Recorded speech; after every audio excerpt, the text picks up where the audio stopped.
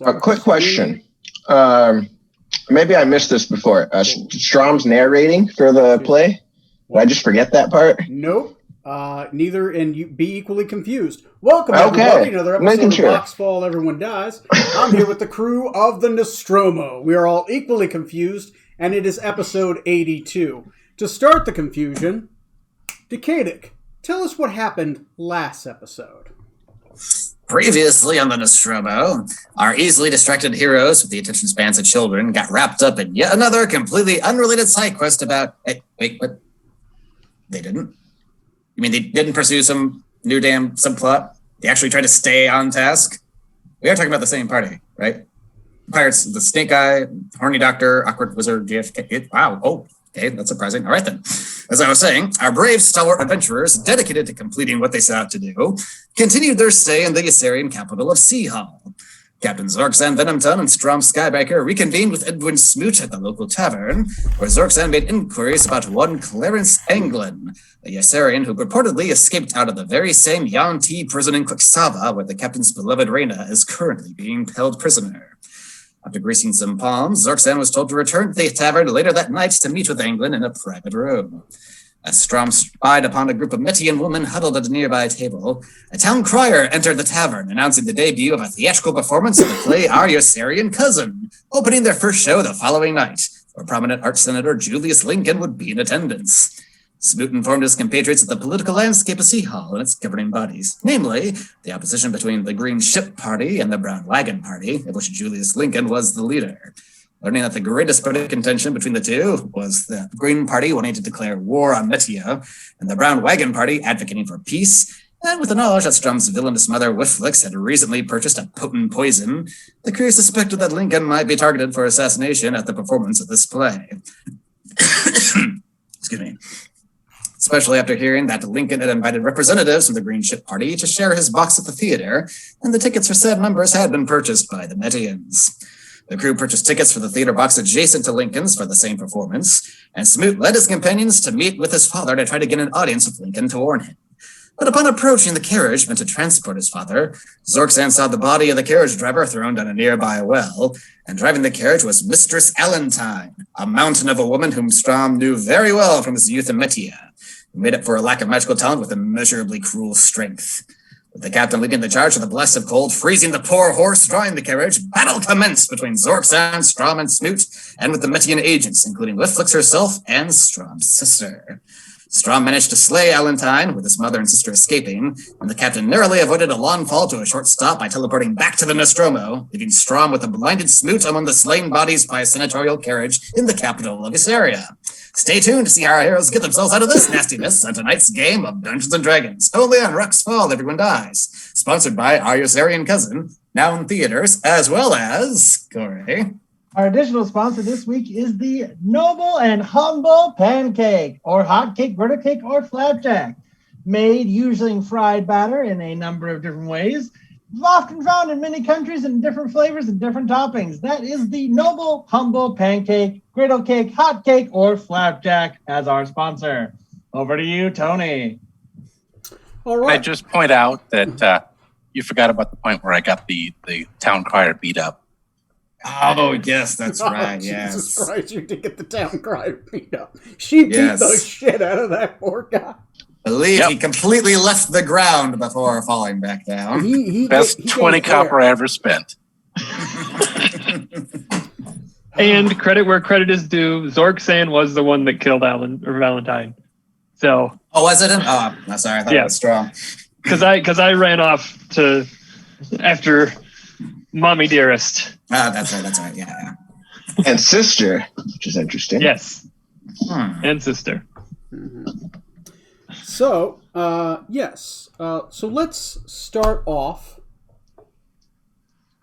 where we left off.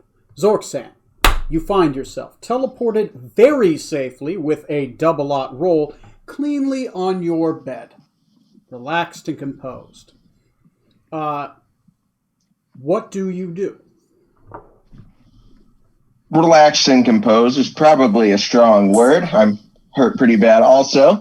I'm going to be getting up in a rush, and he'll be looking for Scarlet and Decadic, which he believes made their way back to the ship, or maybe somewhere back in town. Yes, they are back or on the other ship. people. Decadic Oh, and it's Scarlet, Oh. what did you do during your evening out in the town? Describe to me some fun, interesting day. Well, probably took a nice little tour of the seedier side of town. Got to see the local peeps' places of pleasure and purveyance of potent potables. Also enjoyed the sights and sounds. Probably did not shoot a hole in the ceiling of a shop. Probably just normal touristy stuff with a little bit of, saw what the latest in marital aids was, as well as anything to spice up things in an already very spicy bedroom. Okay. Probably had to refill on honey and oil. A little bit of gunplay. Yes, a little bit of that. Just the usual. Okay. Decadic? Decadic probably would have, left the seedier part of town with Tatiana, just taking in some of the sites, looking for somewhere where, people weren't vomiting in the street or drugged out of their mind or whatever the hell those shopkeepers were up to. The French Quarter. Okay. Yes. So, the touristy place. All right. Yeah, the nicer touristy place, Okay. So all three of you are making your way up the gangplank back to the ship. At this point, Zorksan, sorry to interject, back to you. No worries. Scarlet, Decadic, there's been a fight out there at Smoot's father's carriage. We need to go back and assist them. Now, please. And I'm going to yank out a potion out of my bag, by the way, and just drink it at that point, because I hurt.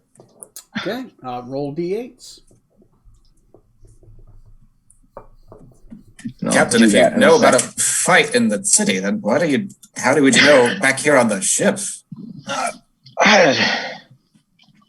Finishing chugging the potion, smashing the bottle.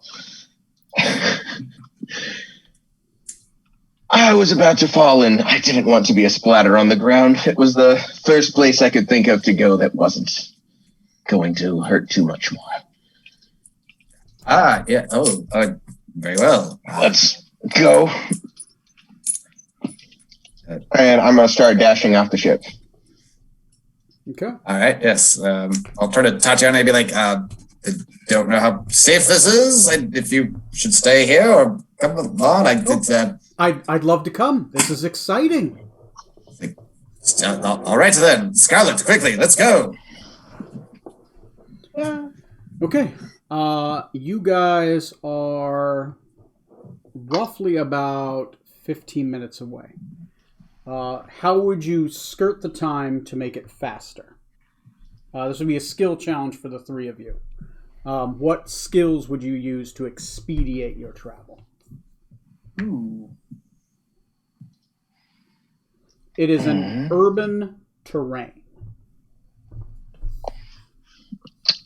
Well, I'll use my survival to navigate us there back, since I'm the one who's actually been there. Okay. We'll go To where we're going, exactly. At least recently. Okay. Scarlet, which skill are you utilizing? I want to use stealth, but I'm not really sure how that would work.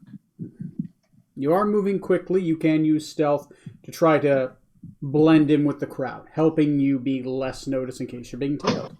Yeah, let's do that. Yeah. Okay. Decadic, what are you doing? Even though I know he's currently still blind, Decadic could probably message Smoot to try to get directions from him to try to zero in on how best to quickly get to where he's at. Okay. So use the sending spell. Yes. Roll an Arcana check. No, actually, no. Fuck it. Sending works. What do you... Fuck it. Roll a persuasion check. Maybe you are able to... Gotta persuade Smoot to let me help him. Well, it's a 9. It's saying it in just the right way. Okay. Well, it's only a 9. Okay. I can't hear you. I'm blind. Fuck, that's so good. Oh, shit. Okay. Zork-san, what'd you get? 15. 15. Pretty good. Scarlet? 22. 22 and a 9. Okay. You guys quickly, using precise navigation, giving Zork-san's understanding of the air of where to go, since he has been there and he doesn't get lost in any streets. Scarlet has helped mask your presence as best she can, and Decadic doesn't hinder the party. And technically, in a 9, are you proficient? In our persuasion? Yes. No. Okay, he doesn't hinder, but he doesn't help. But, hey, go ahead and burn the spell slot. All right. You're able to cut it down by 5 minutes. You'll make it there in 10. For 10 minutes, Strom and Smoot, you have the room. What do? The captain disappeared. Everyone else disappeared. There are frozen, slowly thawing pieces of horse chunks everywhere. I believe, Strom, at this point, you're trying to hide dead bodies in the street. Luckily, no one was really around. The battle was quick. It was very visual, so you do get the feeling that people might start zeroing in on this area, given the flying and some of the brief, not so much explosions, but flashes of light. Because I don't believe anybody casted a fireball or anything with a thunderous sound. That one lady thunder blasted the horse, and that may draw attention. That was one. Cone of Cold actually doesn't have much of a sound. It's and that. So after a couple minutes, Strom, did I miss him or is he not coming? I hate to say this, Smoot. No, he vanished. Oh, so you can relax. As I'm watching him every once in a while, just kind of chuckling to myself as I'm pulling these dead bodies into the carriage. Roll me a athletics check. Right, they're heavy bodies, but it's kind of dead weight. Some of them are in semi-split. Go ahead and roll me an athletics check. 16. You are able to get the bodies in. There are 2 of the 5 are dead. Because the bard was teleported away by the angels, and your mother and your sister disappeared. And the angels leave no remains. They're incorporeal. Right. They explode in light. You easily get them in the carriage. The carriage is a little maimed. It has taken some damage, but it's mostly cold damage, right? But not physical damage. So it's not too worn. It's as if it has seen a season of wear instantly upon it, one side of it. Some of the windows are blown in, and but outside of that, it's a carriage, a horseless carriage at this point. Did I see what made Smoot go blind? I should even recall what it was. You did see a wall of shimmering light behind you. There was an explosion of light behind you, and Smoot was in the middle of it. If you look at Smoot, his eyes currently are white, though I believe it only lasts a couple minutes, so it'll start to fade. Your vision will slowly start coming back. Okay. Oh, good.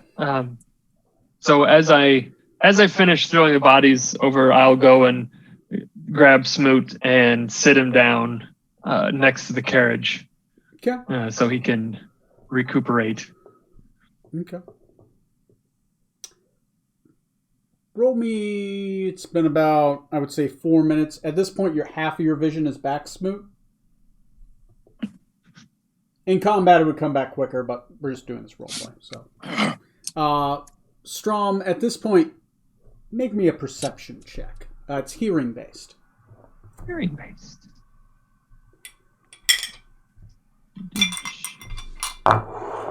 12.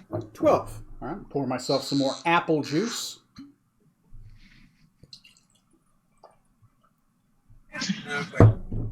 Because that's all we ever drink here. Apple juice. Official sponsor. Official bootleg Tennessee apple juice. Got apples? Nope, Kentucky apple juice. Kentucky. So, yes. 16. You start hearing 12. 12, sorry. 12. Is your advantage based off smell? Is it based off hearing? Smell and hearing Smell is and what hearing? the advantage Okay. is based on. So I will give you with a 12 with your wolf-like hearing. You do hear a whistle in the distance.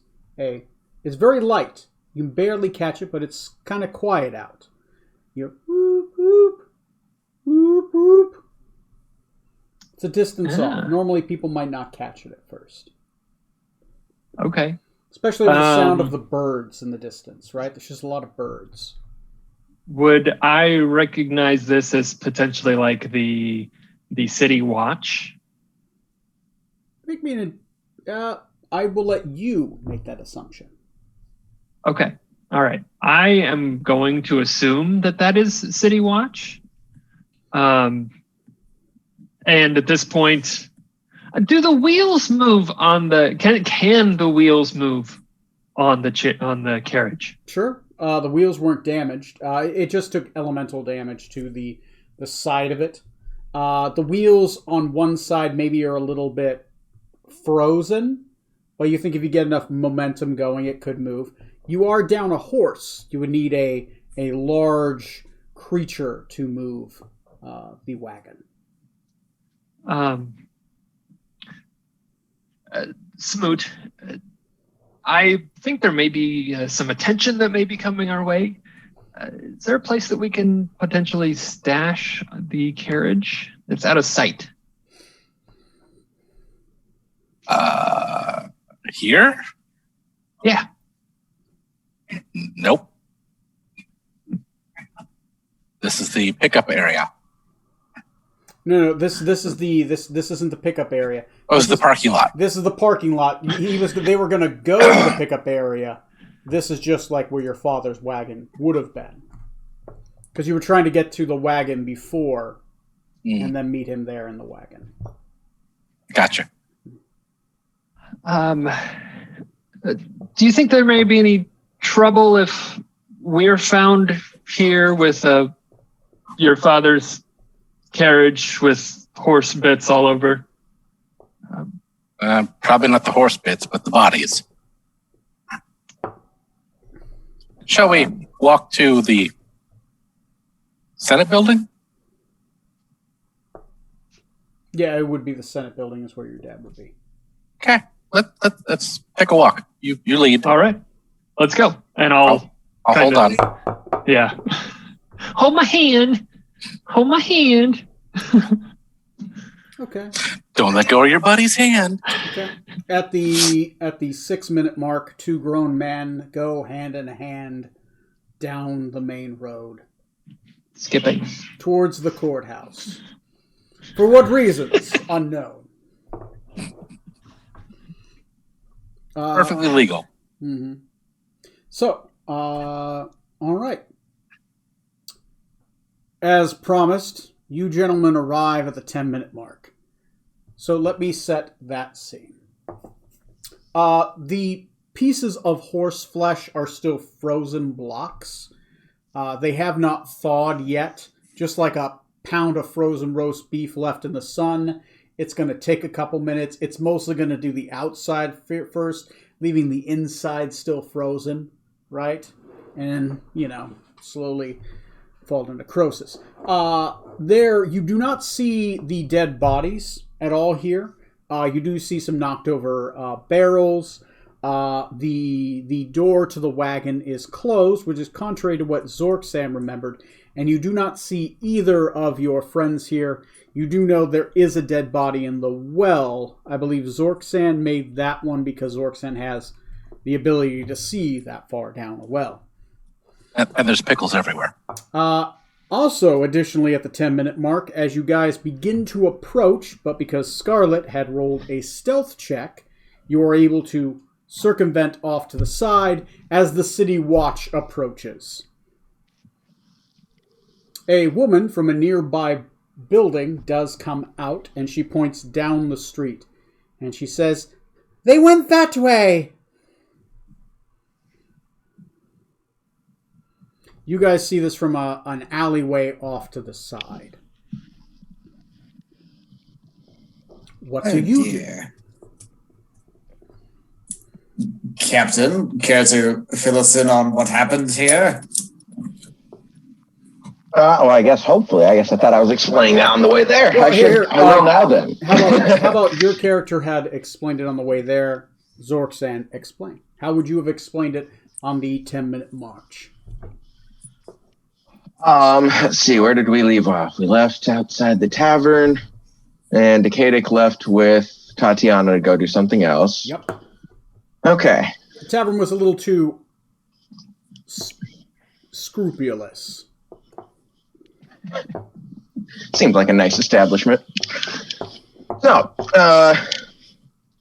Zorksan explains to them, let's see, not the whole deal, but the general part of, we're pretty sure there's a plot that's going on to assassinate potentially the Arch-Senator, Lincoln.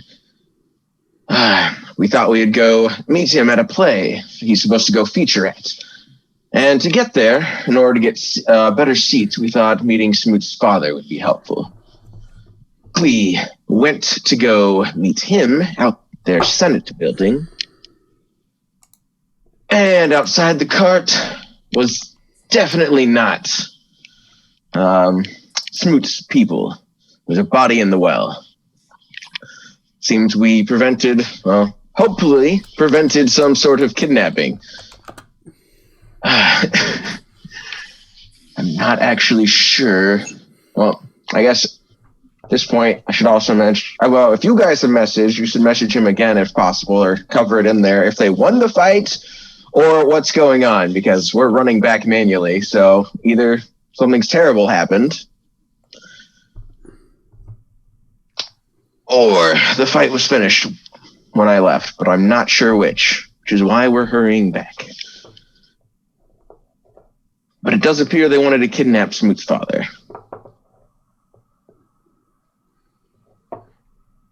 The Metian assassins, including Strom's dear mother Whifflix. Well, mainly. I suspect I have someone else he'll like to talk to. A little baby cage. And so we get back there.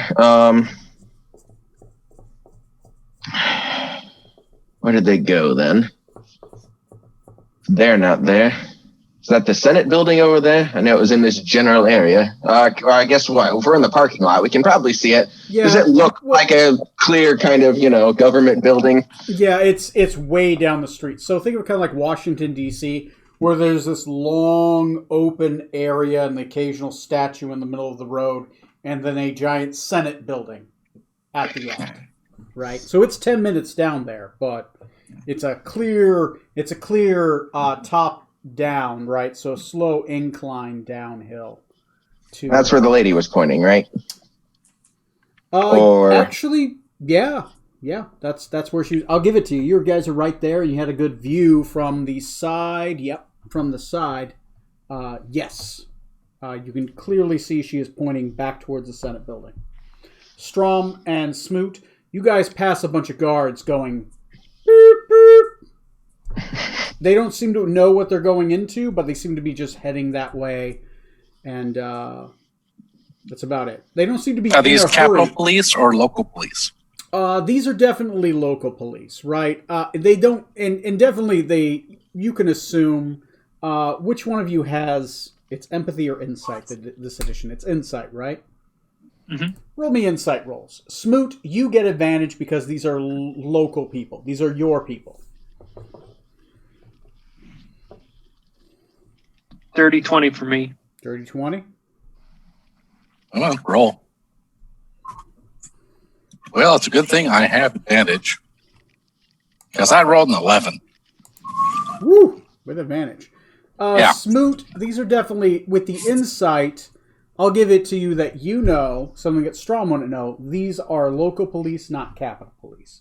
Strom, your insight of guards, especially those that protect, and local being basically kind of like a police officer, right? Which is Samurai kind of like, but more like a ranger. You know what I mean.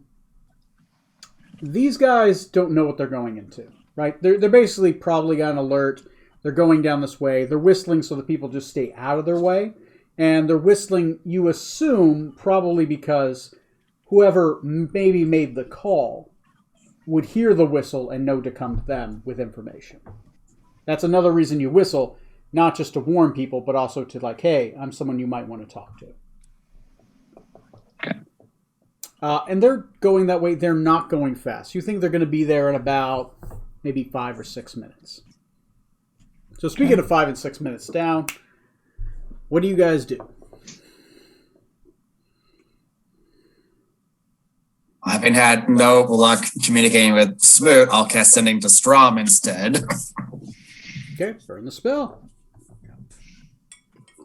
To be like, Strom, we've arrived to help with the battle the captain mentioned, but it looks like it's over. Where are you and Smoot? City guards are starting to investigate. And I'll reply. Can I reply? Yeah. Is that how that works? You get 25 words. He gets 25 words to send to you, and you get 25 words to send back to him after he's okay. We are okay. We left toward the Senate building to find Smoot's father. All right. Relay that to the captain and doctor. They're okay, and they're heading towards, I'm going to guess, that especially prominent building down the street that way. That does seem quite likely. Well, if they're fine, there's no sense in making too much of a scene. So go casually and take a bit in the back streets. I have a bad feeling about being seen too close to here. So the back street boys are going to take about an extra 5 minutes because they're taking the back streets. Just for funsies, I've got a few to burn. Let's use the dust of disappearance on us. Oh, nice. Okay. No need to roll on anything. Go ahead and burn your dust of disappearance. It lasts for what? Like an hour, 10 minutes? Something like oh, no, it's not. It's 2d4 minutes. Let's go. Yeah. Go ahead and... 5 minutes. Pretty good. 5 minutes. 5 minutes. You're 5 minutes away from it. It's as if you just were not even there. If somebody would have seen you, they lose sight of you and you're gone. I doubt any high-level paladins are tracking you. And we not see each other either when we turn invisible? My rules on invisibility is the caster can choose for people to see each other. Right? That way it doesn't get awkward. Right? Because honestly, if the caster loses concentration, everyone loses invisibility anyways. So, but I will say your guys kind of look a little faded to each other. Kind of like a classic Dungeons and Dragons cartoon, like when you flip the hood. Right? Just see the cartoon outline.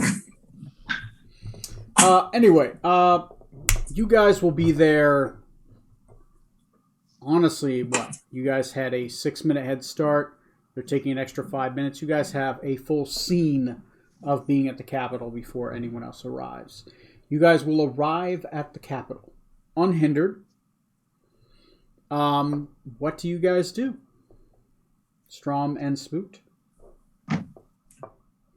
Well, so at the little side entrance, I assume there's guards. Yes, there is a small contingent of 4 guards. There's a long red carpet that leads down a long set of steps from these long pillars that lead eventually into a larger Senate building. The 4 guards at the end are basically sit there and they wait for carriages. As you guys begin to get close, there is a line of 3 carriages waiting off to the side for their senator to appear so that they can drive up. They're kind of in this side curb area, and as their senator shows up, they pull out and pick up their senator. And the guards will both signal and make sure that no one who isn't supposed to approaches. Sorry. So I'm going to stomp right up to him. Nice. Okay. Look at one of them and go, "You. Tell Senator Smoot his son says not to come out and to stay in his office." Okay. Go. Roll me. That be intimidation or persuasion? Persuasion. You don't want to intimidate guards. You want to persuade them. You want to intimidate if you're their boss, but persuade. Dirty 20. Dirty 20. So you walk up. You seem to convey this. As you do, one of them kind of looks back and forth. One of them goes, "I'll go let the senator know. Who am I to say is conveying this message? His son? Which son?" Edwin. Edwin Smoot. Correct. Now go. Quickly. He'll take off. As he takes off, the other 3 guards say, "If you could wait over there, we'll send a guard to speak with you when we receive word back from the senator." Of course. You go back and you stand by some carriages. There's a couple other carriage drivers out there. Some of them smoking cigs, just kind of shooting the shit. Any of them look shifty?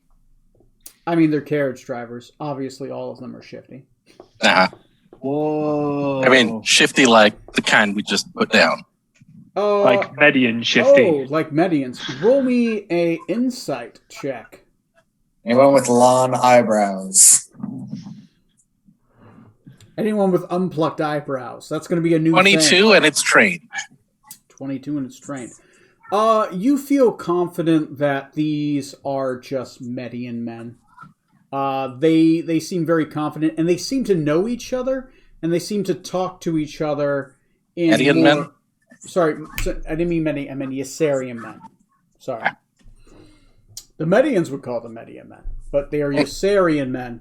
They do speak to each other as if they know each other, and they seem to reply in kind, which gives you a feeling that these guys have too much of a rapport. That Legit. You would have to really be a deep cover operative to become one of them, right? Because they even say things in slang that even you're like, okay, that's more like underslang. That's a new hipster speech. They're like YOLO, and you're like, what? Hello, fellow kids. How do you do?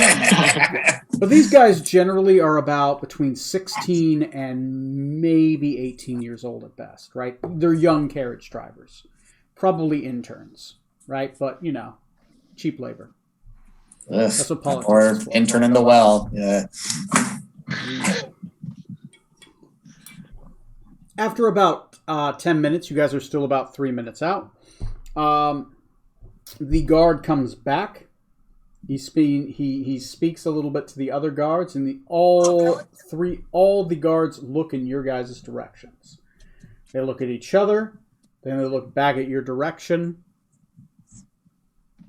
and then they wave over back to the Capitol. As they do, a younger gentleman in whitish robes, kind of like a long Greek-style toga, comes out. Smoot, you recognize your brother. Which one? Robert. Robert walks out confidently. Not your father, but Robert. And as he does, he seems to have his hand at his on his hip. As he walks down, he does reach out. One of the guards hands him a dagger. He seems to stash that. He looks over at the side. He stares at you. He looks for a moment. He hands the dagger back, and he walks over towards you. His hands are kind of out like, just hands out like, what's going on? But he doesn't say anything. And eventually he gets up towards you. And he says, Smoot, what are you doing here? Sorry, Jesus Christ. I'm used to calling you Smoot. Edwin, what are you doing here? Robert, father's carriage was hijacked by Medians. We took care of them, but it was obviously a kidnapping ploy.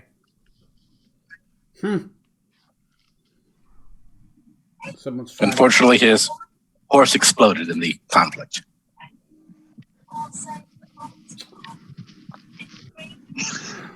It's an interesting story. Father would want to meet with you. I assume that's good because we have things to say to him as well about a potential assassination plot. Assassination? Of Lincoln. He kind of looks at you for a minute. He looks deep.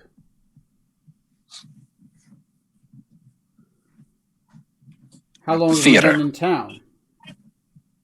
How long have we been in town? I believe today is our first day. Yeah, you've been in town. I'm in town this morning or something. Our ship might have been in town a couple days and not, but we just got here. Arrived this morning. Yeah. Sounds like an interesting story. Meet us at the usual place. 8 o'clock? Dinner? Sure. Wear dress clothes. Roll me an intelligence check. I'm pretty certain. I mean, you have to really fumble this to, not remember. 13? 13. Your father and your brother actually have a small restaurant that they eat at once a month. And they always nicknamed it the usual place at the family dinners back in your hometown. The name of the restaurant is, let me pull up the sheet. The usual place. The other place. The unusual place. It is called the Crook House. It is someone's house, but it's more like a B&B kind of situation, and that he and father would go there to relax away from Senate proclivities. The Gentleman's Club. Yes. So I like that. Yeah. The Crook House. Let me pull up its map. That's what it looks like. That's not a bad looking fucking place. It's pretty cool. All right. So, yes, 8 o'clock. Be there. Dinner time. We'll discuss at the usual place. Understood. And he'll walk back off. As he does, he makes a motion to the guards, and he gives them a thumbs up, and the guards seem to relax. Strom, keeping your insight up, there was an obvious sense of tension, like they were ready to engage. But when he makes his thumbs up, they relax. And he walks back up to the steps of the Senate. At this point, Decadic, Scarlet, Zorksan, you guys begin to make your way stealthily up to the main Senate building. Using invisibility, you were able to bypass possible guards that might have been along the way. Normal check-in type people. Just wouldn't stop anyone, but they're kind of there just to be there. Kind of more like a security theater, right? But to remind people that there are guards that are nearby. You just bypass them easily. You're invisible. They don't see you. You guys do make your way, and you see carriages nearby, and you see Smoot and Strom. They seem to be staring off towards the Capitol, and you see a couple guards that are now relaxed a little bit farther away, about 20 yards, and then the steps to the Senate leading up. What do you do?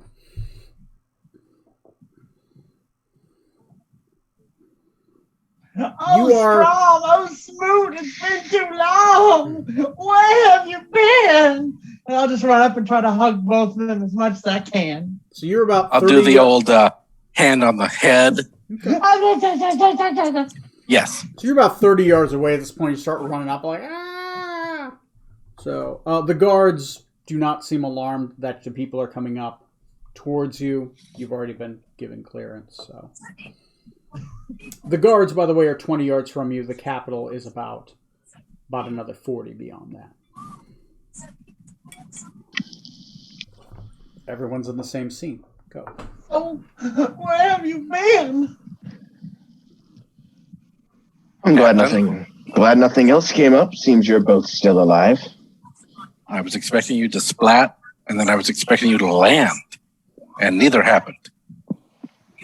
Yeah, I didn't fancy the idea of dying as a splatter on the cobblestone. So I teleported as a gamble and thought about the ship as my first place. And I think I've got the hang of this thing now because it worked perfectly. Landed comfortably on my bed. Got reinforcements to bring back to help, but thankfully you're still alive. This is a note. Decadic notes how beaten up the captain looked after he teleported and isn't entirely sure he does have the hang of teleporting just yet. Yeah. Don't count on teleportation. Man, I don't know about Strom, but I still have, I took a weak health potion. Me and him, I think, are both pretty assed up still. Oh, yeah. There's some bloody messes. Yeah. Well, it sounds like there's quite the plot brewing from what the captain has filled us in on so far. Is there an attempted kidnapping and a potential assassination? indeed? So your father is indeed still fine. No one else. He never left the other building. Plans. Excellent. Should we make sure that your father gets where he needs to go? Because I don't understand what you guys are talking about, so I'm just assuming that we may need to take him or escort him somewhere. Is that something we He's might fine. need to do? We're going to meet him at a certain place at 8 o'clock. Do we all have dress clothing? Of course. Yes, back at the ship. I imagine anyone with a sense of self-worth. Yeah, well, I mean, Scarlett, do you have anything nice to wear? Just double checking, making sure. I mean, Nice is inappropriate. Okay, then. Yes, I have one thing I could wear that's appropriate besides my doctor's clothing. All right. If you want stuff that's got stuff missing, then heck yes. But if it's more of an appropriate matter, I'll have to go. None of that vinyl stuff. Well, then I'm out. No, I have one dress I haven't particularly worn since my debutante days that I definitely know will still. Quinceanera, or whatever it's called. Yes. Yeah. Yes, my old quinceanera dress. I too may also see if I can find that one. Like Kaylee at the ball with a giant floofy dress. I was thinking it's gonna look like whatever Scarlett wears. It's gonna look like a big dress from Gone with the Wind, just Southern as it can possibly get. That episode of Firefly with the big dress for Kaylee. Yes, yeah. I'll keep that in mind when I paint your fig. He's got that. Why is his fig size large? Oddly enough, your fig is pretty large for a halfling, but I'm cool with it. I'm fine. I don't know. Hey, cool. I mean, cool. He's only 3'5", but takes up 10 feet. I wanted it life size. Elbone hoops. So yeah, Scarlett will be wearing a huge pink, frilly, Southern pre-Civil War dress. As you guys are discussing this, a couple of the carriages do pass by. A couple senators do come out and jump into the carriage. The senators... Let me open up 2 of these sheets so I can have the descriptions.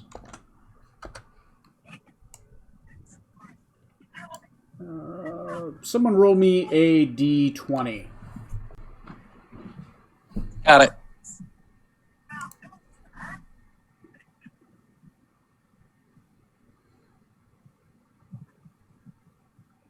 Nine. 1. This tall man is abnormally... There is an abnormally tall man that walks down these steps. He wears an entirely black suit with tan socks, a vest, and buckled shoes. His whole body is exceptionally muscular.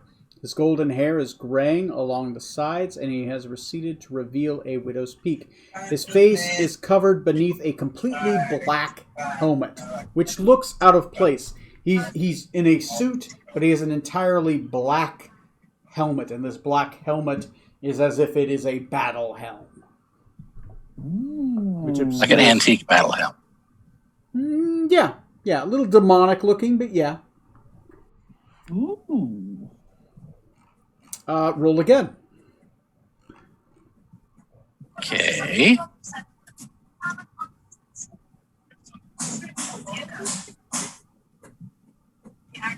$15.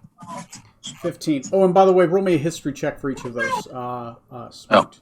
So for the first guy, 7. 7. You got no idea who that is. Okay. I think you mentioned him in last game stream. I think Yeah, you went over him did. a bit. I did mention a guy, but With a helmet. with the helmet. Okay. The man stands short for a human, 5'4", but is a bit bulky, muscular, particularly the legs, wears tight-fitting yellow shirt and pants, and his very tight haircut. His face is scarred and worn. What did you get for the history? 13. Godfrey Digby of the Green Ship Party. From the color and noun party. He's the Strom Thurmond of Ysseria. Just 2 people that made down. Could have been anybody, but yeah. One guy in an evil black helm and a black suit, and another guy in a colorful yellow vest. What could go wrong? Yeah, maybe he'll teleport us. Yeah. Okay, what do you guys do? The night is yours. What time is it? It is about 6 o'clock. 2 hours till you meet your father and your brother. Ooh. 4 hours till you meet the escapee. So we could split up if we need to, or I'll go to one and then I'll go to the other.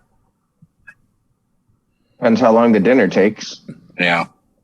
Yeah. Some of us could peel off from the dinner to meet up with the other guy. We'll go to dinner. If dinner's running too late, we'll leave. So, if we have to split then we can. But if not, hopefully we won't have to. I would like to go see if I could find the fisherman at the Temple of Sion. Okay. So you go. So Strom goes to the Temple of Sion. Everyone else is going to dinner, and then Going back to the ship to get fancied up. Right. And to rest, because oh my god. So Including Rutherford. resting takes an hour. So if you guys want to rest and get dressed, that's 2 hours. That's perfectly fine. So during those 2 hours, Strom will go. During one of those 2 hours, Strom will meet with the fisherman. We'll include that rest in there, and then we'll go as a group to that next scene. Okay. All right. So, to the next scene in Ysseria. All of you can successfully hit the short rest button, except Strom yet. Strom, we are doing your scene during this next hour. Okay. Minus 15 minutes. Doesn't matter. You're heading your way back. You head back to the main Temple of Sion by the docks in Ysseria, the capital, Sihal. What do? You do not initially see the fisherman there, but you do feel his presence nearby. Is there a direction that it seems to be more like kind of coming from? More towards the temple. Okay. Then I will go ahead and go into the temple, and I will just try calling for him because it seemed like he just showed up last time when we were looking for him. So I'm just going to try calling him and see if he makes himself known. Okay. Rolling percentiles just in case he doesn't show up. It'd have to be a really, really low roll. I'm talking like 15 and below. But there's always a chance that your prayers are not heard. 70. As soon as you call out, shortly thereafter, you do see a sparkle in the corner of your eye, and you do see a man standing beside you in reverence towards the statue of Sion, which is made of plank wood in the middle of, the middle back of the Temple of Sion. Okay. I'll go. Is he kneeling, standing, sitting? Standing, but he's more like hands clasping together, kind of like in front of the statue. Kind of more of like a passive reverence. Okay. I'll go stand next to him. Mm-hmm. And wait for a couple of seconds in case he's finishing up something. And then I'll start by saying, excuse me, Egg Shen, I have a favor I'd like to ask of you. Favor? You can ask a favor, that's fine. There are rarely favors between blood. What is it you ask? Do you ask this favor of me or this favor of Sion? I ask this favor of you. Then you speak to me. My compatriots and myself were on our way up to the Capitol or the Senate building, and were accosted by my mother and some other Metians. In the fight that ensued, we did strike down 2 of them. I know that my mother may not give us the same courtesy, but I feel that we should extend this. And would you mind giving the bodies a proper burial, or giving them back to their countrymen or countrywomen, I suppose, country people? I will do what I can. I know of the conflict you speak of. I was close by, but unable to intercede. So I understand that you may not need to, or may not be able to interfere. But I would have a question for you. If you did see what was happening, I was wounded by a dagger that seemed to chip away at my soul.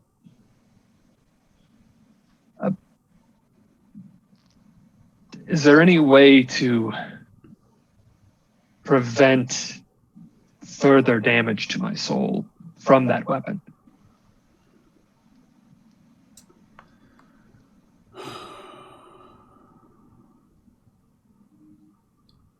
I know the weapon you speak of. It is attuned to destroy men.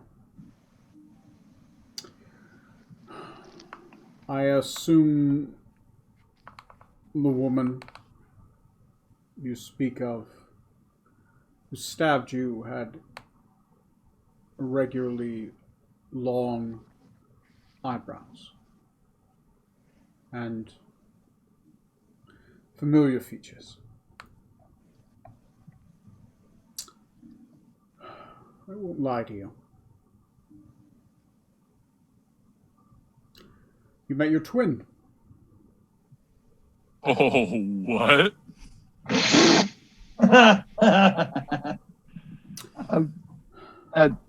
Twin? Why was your mother would only conceive if she foresaw a woman was to be birthed. She foresaw the woman, but not the man. She did not ask the right questions.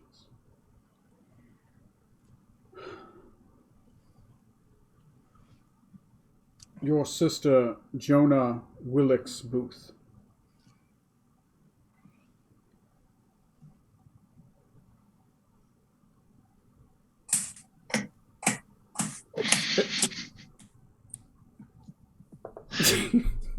Well done. Well done. Amazing. That's it. Good night, everybody. Tony, I'm deeply disappointed in you. Fuck you, my puns are good. Anyway, Jonah they're Willix punishing. Booth. I'm afraid she doesn't know of you. She only knows what her mother has told her. Her mother, of course, leads the Maidens of the Setting Sun, who wish to rid the world of the uselessness of man.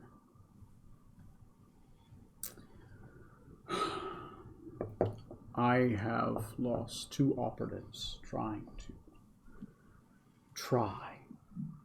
to get through to her. But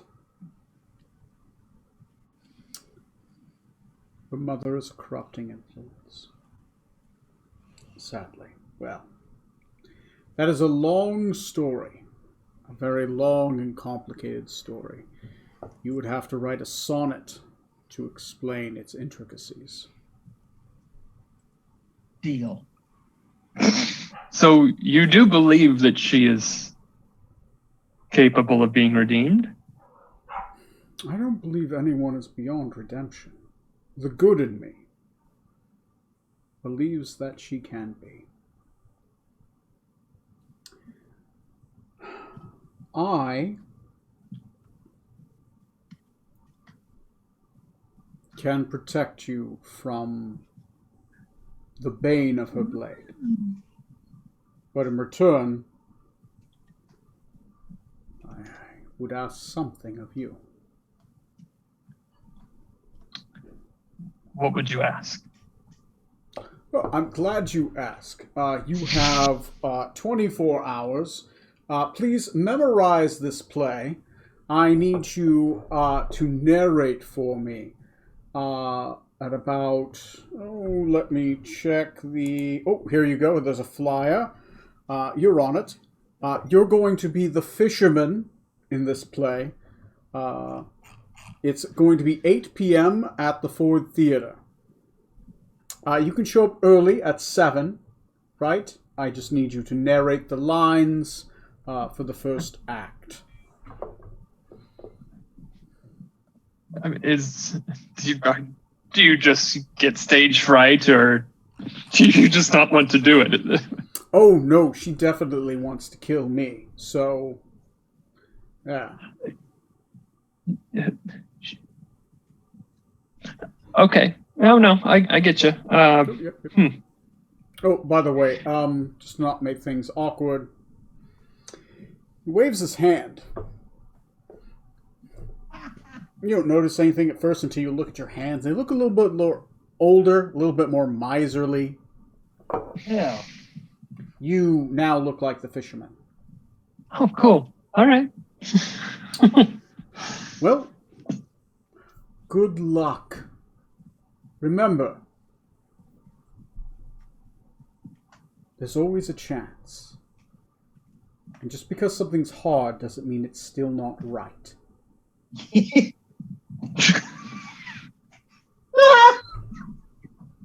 felt like I missed a pun there. Anyway, he disappears in a shimmering light. You see a flash of wings and a couple ruffling feathers hit the ground and then shimmer and disappear. Rainbow-like. Hey. It's always good to be hard. Oh, come on. What are we? 12? Probably. Anyway. 13. All right. So, there you go. There you go. Now, you're in the play. Okay, then. Fun. The narrator. What is this, our town? We wish. You missed it, Neil. Strom's twin sister's name is Jonah Wilkes Booth. No. Jonah Whifflick's Booth. Whifflick's Booth, okay. That's her mother's name. So it's pronounced Wilkes Booth. Yes. I say, is it like the Yserian pronunciation of a Metian name? Yeah, pretty much, you know. A little Spanglish in there. So, Rutherford, these guys have had an interesting day. What the hell have you been doing for the last 4 hours? Where are we? Usaria. Capital city of Usaria, technically, Seahawk. What have they done for 4 hours? 4 This hours. is Think Washington, D.C., right? Big statues, big buildings, lots of vendors. Occasionally, actually more than occasionally, a lot of beggars everywhere. A lot of people claiming to be veteran. Most of them too young to be veterans, right? I was in NAM. You're 23, and it's 1995. I was there. I'm like, wait, you're in NAM? Mom, he's barely older than me. What the fuck is a NAM? I was an ignorant child. I failed history. Oh, that's my degree. For the last 4 hours, while touring not DC, is there like a history museum or... Yeah, totally.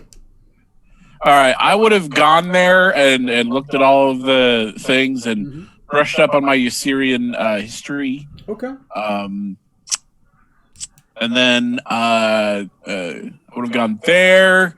I would have gone to the zoo. Okay. If there's a zoo. Yeah. Yeah, it sounds good. The food has a day out. You have a day out. You come back with a bunch of souvenirs, maybe some for your girlfriend, right? Mm-hmm. And you've got pamphlets of little history things, handouts, right? I make sure to get a couple stuffed animals from the zoo. Animals from the zoo for her. Right. For her. Make me an intelligence check. Oh boy! All right. The whole time I'm walking on Sunshine's playing in the background. Not a save, a check, right? A check. You're a modified. 17. 17. Once, that's not bad. During this game session, you can roll a history check with advantage because you've brushed up on your Sarian history. Just cool. Once. Okay. And okay. And then I ate something. What is a Usurian delicacy? Vendor food delicacy that's you go to to a ballpark for ballpark franks or something like that. What would be? Yeah, I eat that. Neil, since you have rolled the first Usurian in my game, you get to choose what that food is. What is it? Fish tacos. Fish tacos. They're a very, this is a harbor town. They have amazing fish tacos everywhere. Everyone claims to have the best fish tacos in town.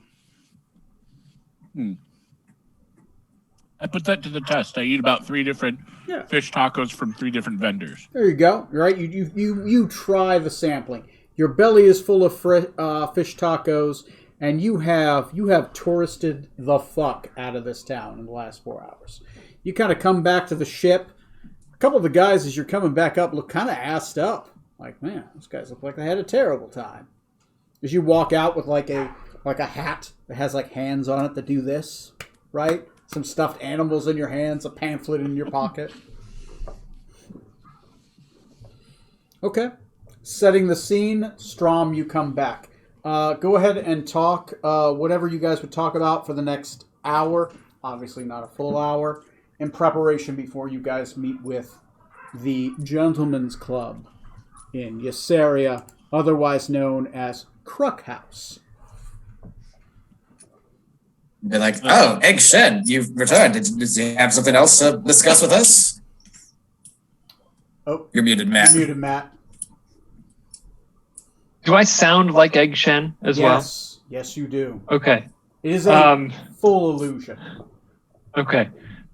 This may sound a little odd, Decadic, but I'm Strom. Illusion magic. Yes, we're all Strom inside. Speak for yourself. I'm Rutherford through and through. Well, I've had some Strom inside. Allegedly. Apparently, I'm going to be in the play as a narrator. So that's one way to get a good spot for the assassination. Yes. You did that how? I don't think you're going to be in a prime spot to save anyone. But now we may have the opportunity for yet another assassination.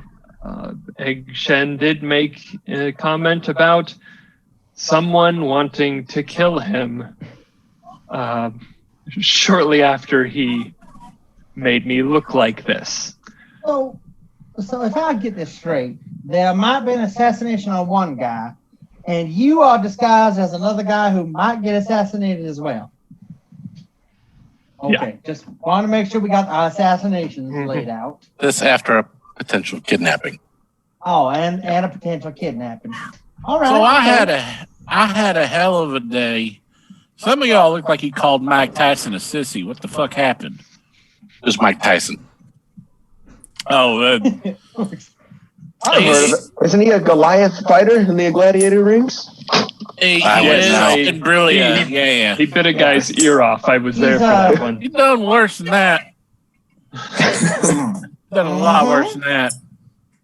Not as bad as Ozzy the Bard. That is still something we talk about. That was an animal, though. I mean, it wasn't that impressive. He bit the head off a dire bat. It was a Dire big bats don't dog, exist. I heard it was just a regular bat. Oh, no, it was dire. Oh. My man, that's a big mouth. Anyway, more than one bite. I'm going to go put my souvenirs away. I got myself like a little snow globe, a couple of, these are for, and I look at Scarlett, these are for my girlfriend, not you. I got some pamphlets. You have a very interesting. Scarlett puts her hands in her pockets and kicks the ground. Okay, you can have one. No humping me. Done. Oh, you can't have both. I give this to you. You cannot hump me. Rutherford, you may as well ask her to kill herself. Fine. It gets you 2 weeks. 2 weeks of humping free. I'll give you a break. I get down like closer. Do you have any idea who my girlfriend is? Okay, I'm scared of her. I'm gonna look. I'll put my hands on the hips and look at you and go, "Just a speed bump, not a roadblock."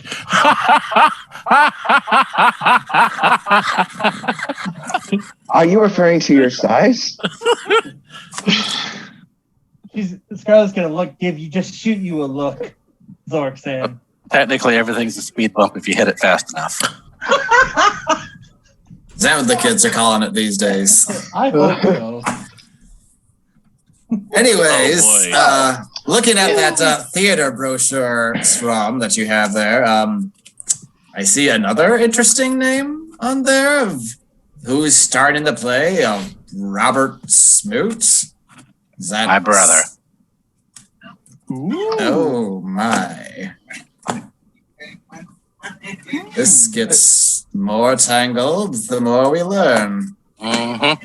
Well, based on what we're seeing, I'm just going to go ahead and throw out there that Robert might be assassinated. They tried to kidnap him. They might be trying to assassinate Smoot as well while we're here. They were trying to kidnap Robert. They were trying to kidnap my father. Right. More family members, though. We go for one. It's not unreasonable to expect they wouldn't go for another. Right. So Edwin might also be targeted if his presence is known. No. If only. I have an idea that can shed some light on the problem for what's going to happen tonight, potentially. And all the hubbub of almost splattering on the pavement before. Strom, that tall one that you seem to know. I have, holding up my cage there, I've got her here if there's anything you'd like to ask her. Yes. We could probably find out some information about what could potentially be happening. And this is out of character. Does it have to speak the truth?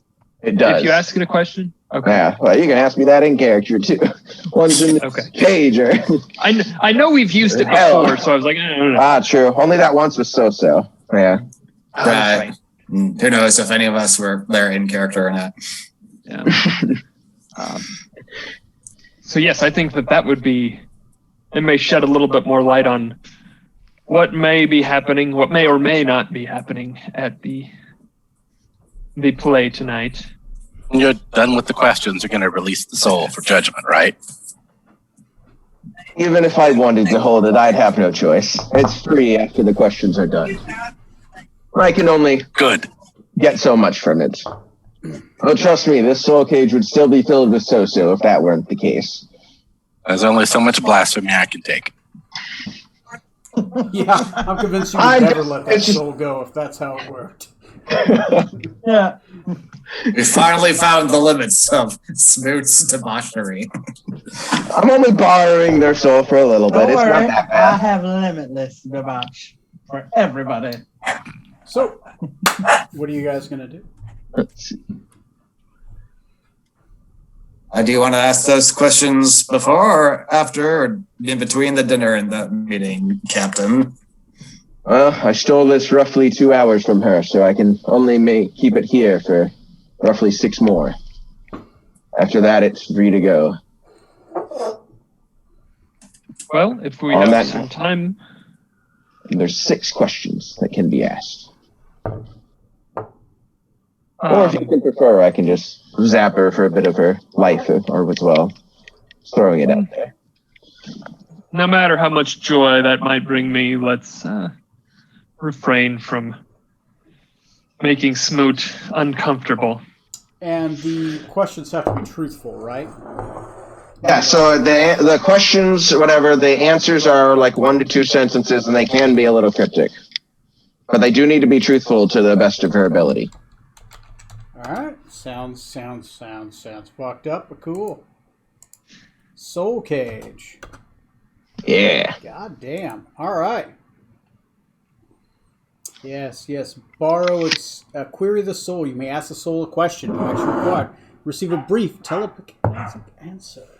Understanding regardless of the language used, the soul knows what it knew in life, but must answer truthfully to the best of its ability. The answer is no more than a sentence or 2 and might be cryptic. All right. As well, if there's something she's seen maybe that you'd like an eye on, I can make her show us that as well. Yeah, Eyes of the Dead. You name a place the humanoid saw in life, the creature in multiple sensors similar in place. Currently on the sensor remains as long as you are concentrated for 10 minutes. So basically, it's scry using her knowledge. Yeah, you can scry using her knowledge very much like the... there's another spell that basically puts a magical eye in an area that she would have been at. But you got to know where it is, so yeah. So where? What? Well, even though she is the most familiar to me, Smoot, since this deals very heavily with your family and your hometown, is there anything that you would like to ask it first? Her first.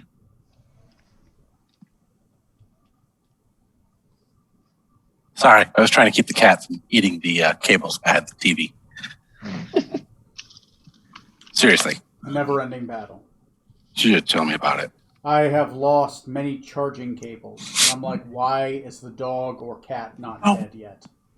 Somehow the pets I've lived with have never chewed anything. It's weird. Sif does This one does it for attention. Just for attention. Oh, that's so cute. She's live on stream. Devil. Devil. I was actually playing Xbox with Trey one time, and all of a sudden I couldn't hear him anymore, and looked down and realized that my cat had chewed through my headset cable. I remember that because it was just like Matt, why are you there? I could see you on the screen. It was a while before I realized it too. I could see you on the screen, Matt. It was good though. It was funny. Super annoying, but funny.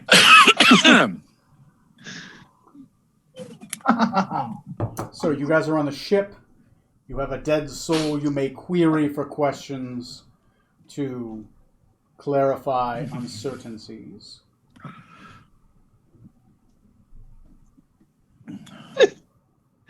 Obviously, Smoot is querying the cat.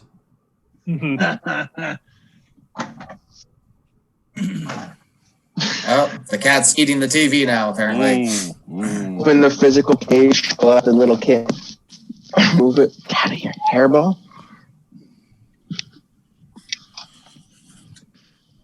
I will hopefully be querying a pizza in 20 minutes. It's cooking upstairs. Starving.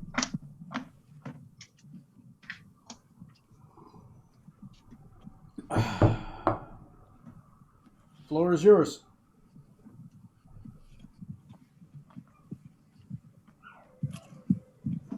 Okay, sorry. So is there anything that you would like to ask the soul, Smoot?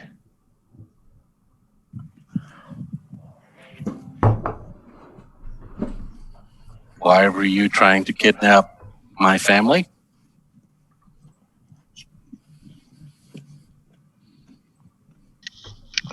Because. All right. That's all. Because they look funny. For the laws. Do I need a reason? It was literally just bad luck. I got a foot of a hip, buddy. Carriage jacking. What is her name? Valentine something? Valentine.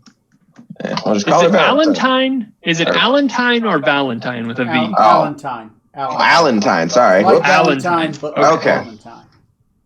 Okay. Valentine, tell us, why did the assassins target the Smoot?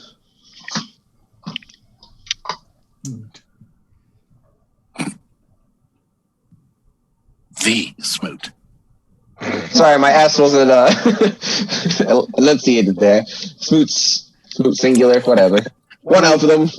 She will A say. snake she will creature say, that doesn't enunciate the S's? Why did it say it again? Why were they targeting that Smoot? There we go. That Smoot. There you go.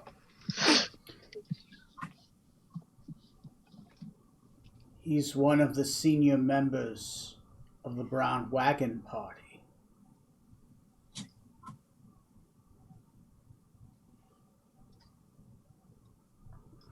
All right.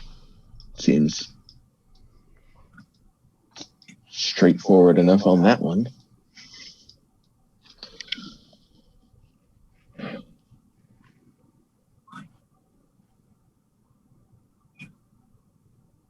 Was the Anything purpose else? of the kidnapping? What are you attempting to accomplish with the kidnapping? Valentine, tell me why, or what you wanted to accomplish with that kidnapping.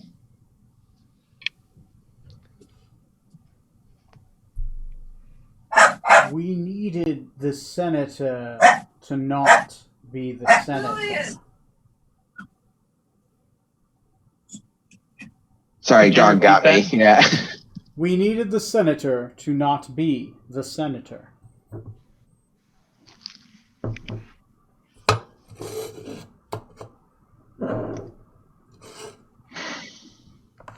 Interesting.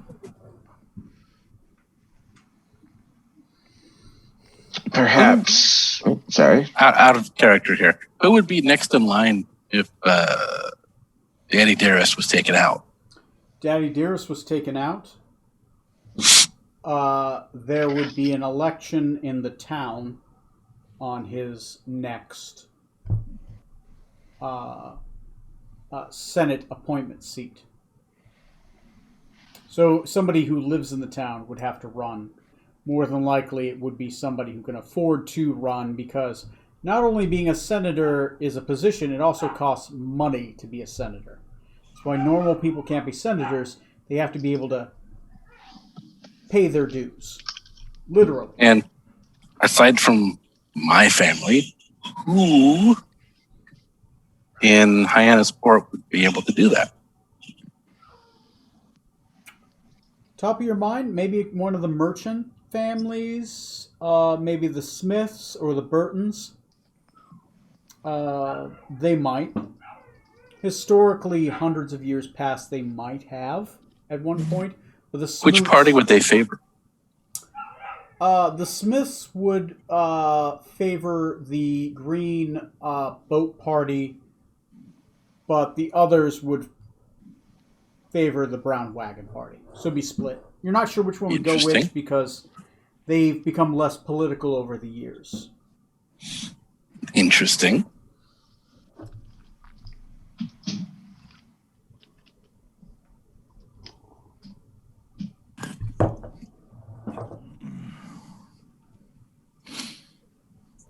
It's 2 questions.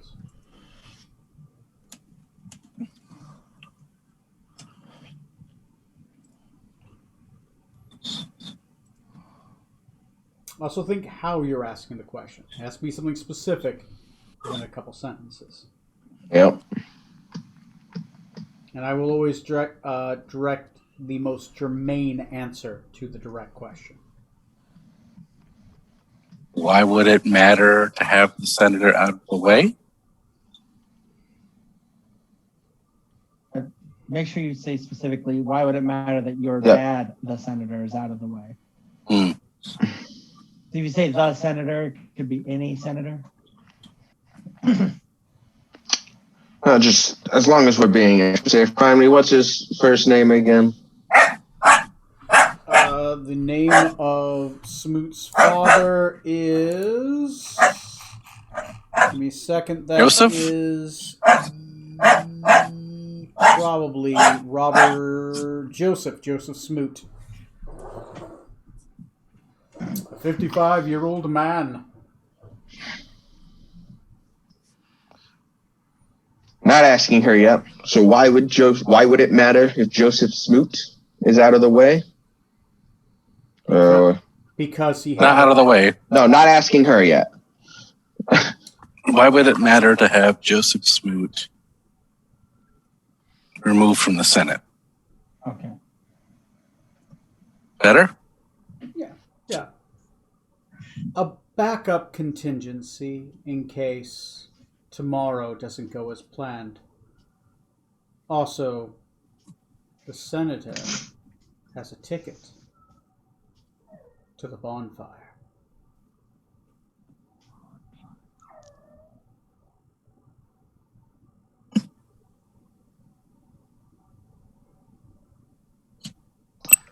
So, I've not been to many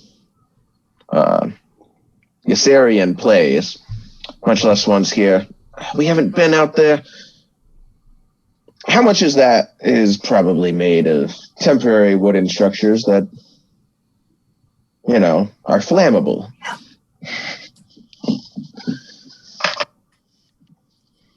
Rutherford, you were sightseeing. Did you happen to go by the area where it was being set up?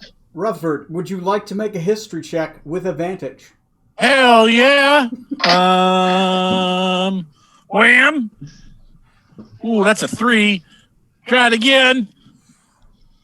With an 18.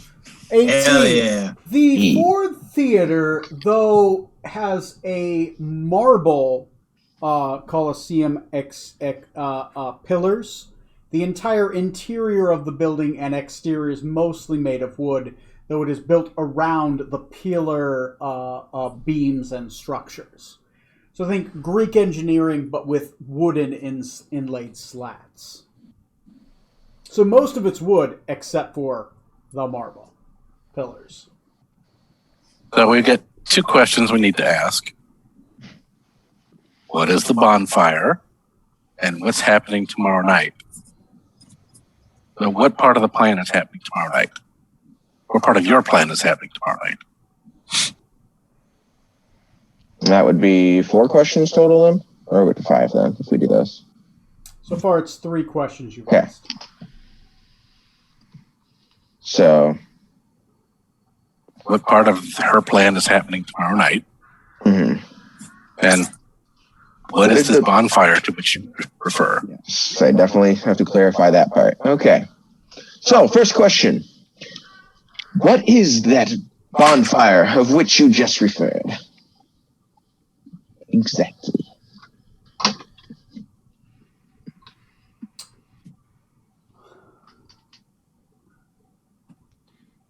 The bonfire is a scroll Wilfelix will obtain tomorrow.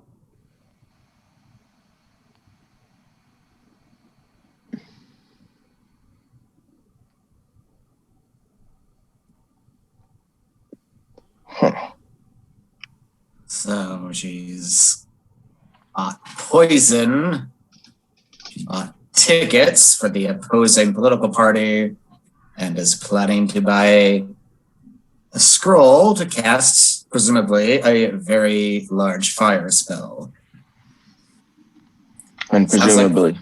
Sounds like they got their plans A, B, and C all worked out, depending on how the night progresses tomorrow. The question is, which one's A? Which one's B? Which one's C? Is it one plan? Is it multiple plans? Who knows?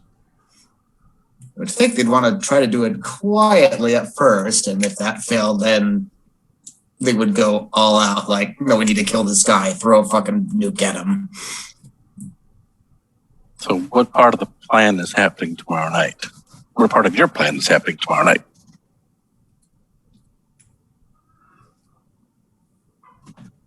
We good on that for the last question?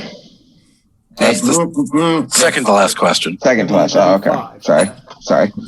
That would be the last question. Don't you get 8 questions, or is it 5? 6. 6, sorry. 6? Oh. Yep. Also, she is dead, so her part of the plan might be zilch. What part of your original plan is supposed to happen tomorrow night? There you go. Do you want to say her plan or Like- Wilfelix's plan? Say, is it what she specifically is supposed to do?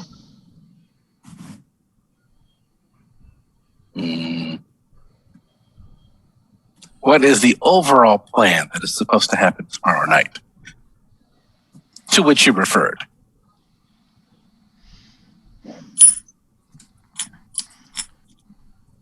I'm not sure if that'll get us specific enough outside of the bonfire or an assassination there to remove senators.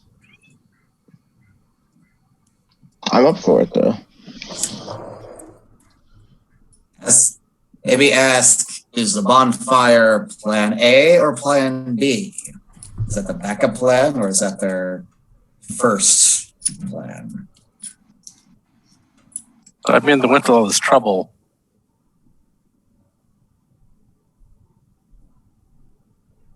to get the poison. If you're thinking quietly first, that would be the place to do it. So maybe who was the poison intended for? Well, it sounds like it almost has to be for Lincoln, doesn't it? Well, Possibly. especially they bought a bunch of daggers, which they needed to apply the poison. So we found out it's generally more of a, it's not a contact or inhaled one. It has to be pushed into you effectively. But if they're getting a fireball spell, more or less, not literally, but just in general, they're willing to just torch the place, and why get poisoned to begin with?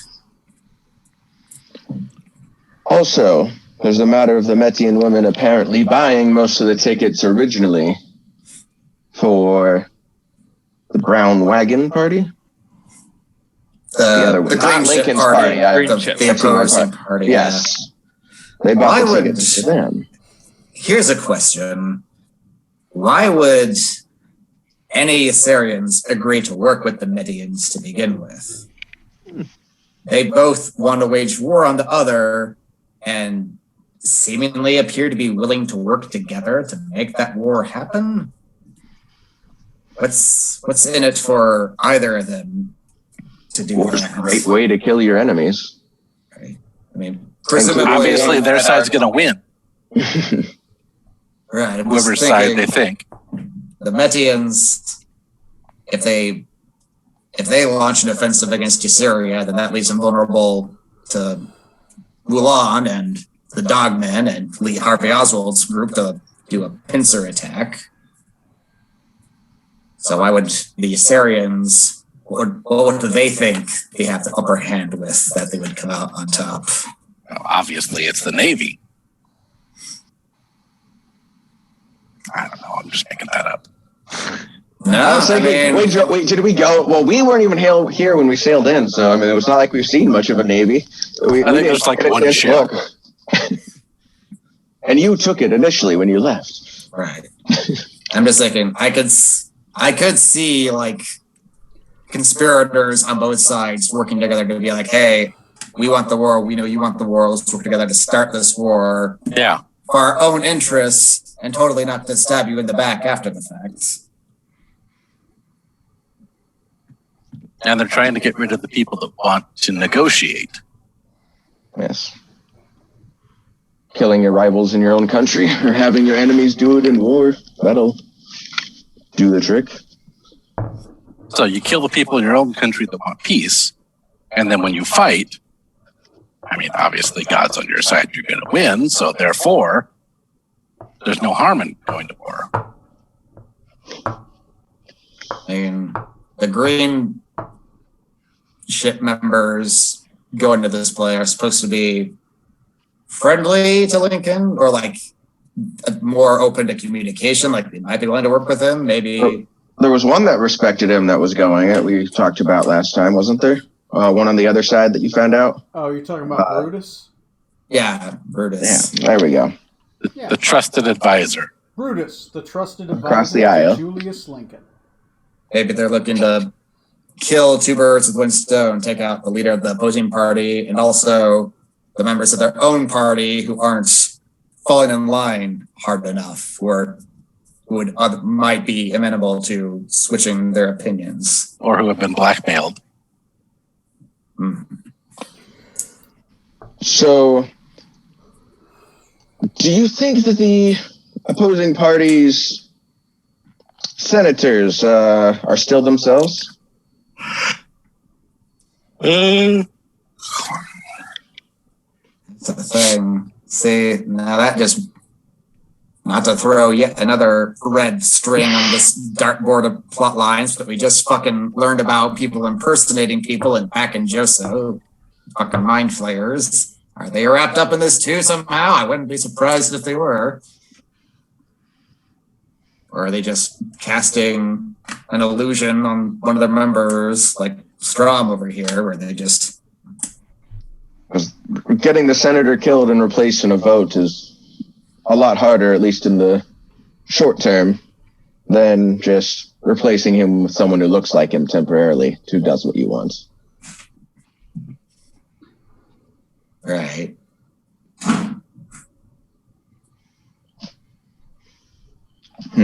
So,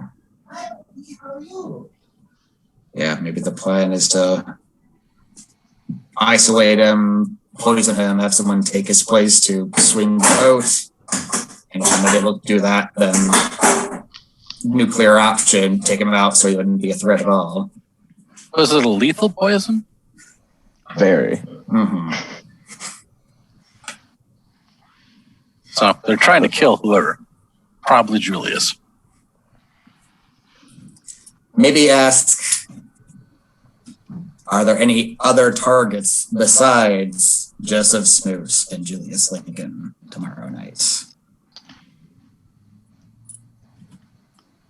Well, she gets a couple of sentences to answer me. I don't see why I shouldn't just ask her for all her targets, I suppose. Or all the targets. Yeah.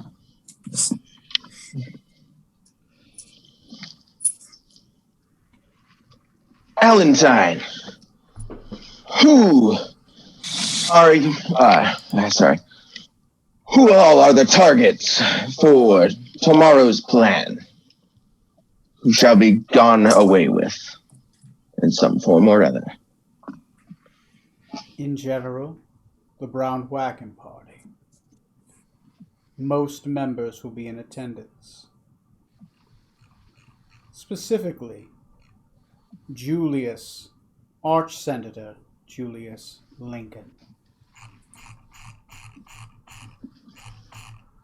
Additionally, Bertram McConnell, whom will be in attendance with him. And hopefully, the fisherman, who has written and will narrate the play.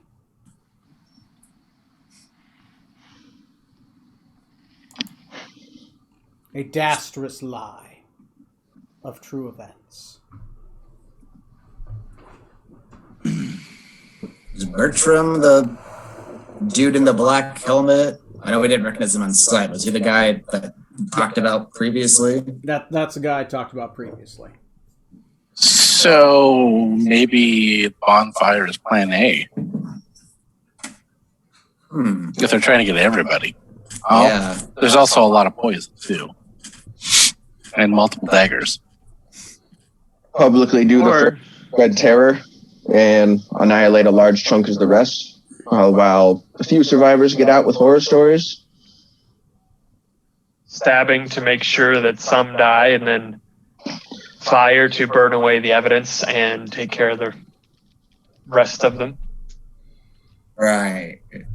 I'm thinking of that Sherlock Holmes Game of Shadows movie, which was not very good. But part of its plot was like setting off a bomb, not to kill people inside, but to cover up the fact that someone got sniped from a distance. Yeah. Does anybody else feel like we're writing a plot for Tony? That's good. Yeah, he's got things he likes, things he doesn't like. He's mixing it. I'm with hearing the sound of like pens scribbling on paper, like crossing things out, writing new things in. If that's the case, quick, everybody, run away! Go do something else. God, you're thinking too hard about this. Just go. So they're primarily targeting the Brown Wagon Party, but they're also hoping to take out the leader of the Green Ship Party. Not the leader, but one of the... He is the leader. He is the leader. The Arch-Senator? Brutus is the one. Oh, okay, sorry. Okay. But so Brutus Julius is the leader of the brown shirt. Brutus is... Brutus is the a whip. Trusted member of the opposition. Yeah, Brutus is the whip of the Green Ship Party. McConnell is the leader of the Green Ship Party. He is the equivalent of Lincoln for his side. He just lacks the votes. Anyone else getting a Julius Caesar House of Cards vibe? I thought that was a given. Yes. Oh, good. You're just now catching on? Wait, is this getting political? Yeah. Maybe this is... Not to get too political, but maybe Bertram's like the Mike Pence, where they want to kill him because he's not extreme enough for their party, and they want to replace him with someone else. Why are all the guards wearing red hats? MYGA. Just want to make What's sure I that wasn't mean? totally off base. What's this on the back of the theater flyer? It says there's a protest, a peaceful demonstration scheduled for the theater too. Make this area great again. Better red than yellow. Maybe. Oh God. It's more than likely to be green than red, you know. What, the Green Party doesn't wear red hats? That's weird. That's just poor planning.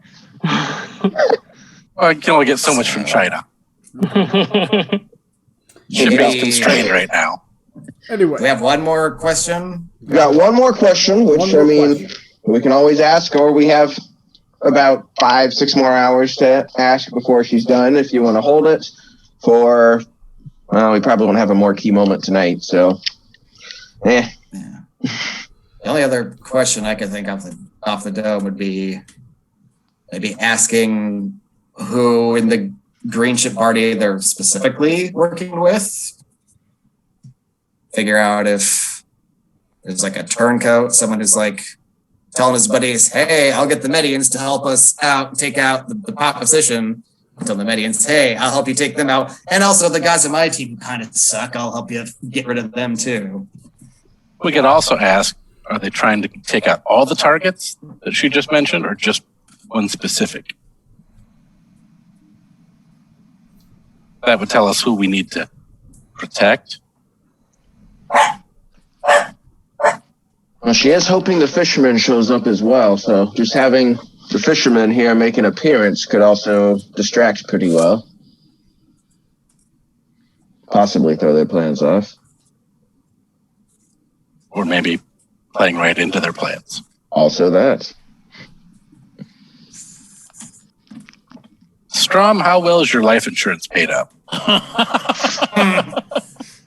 can sack for a revivification doesn't have a real great plan, so. Have you asked your grandpa if he's changed his inheritance, the will at all recently? Yeah.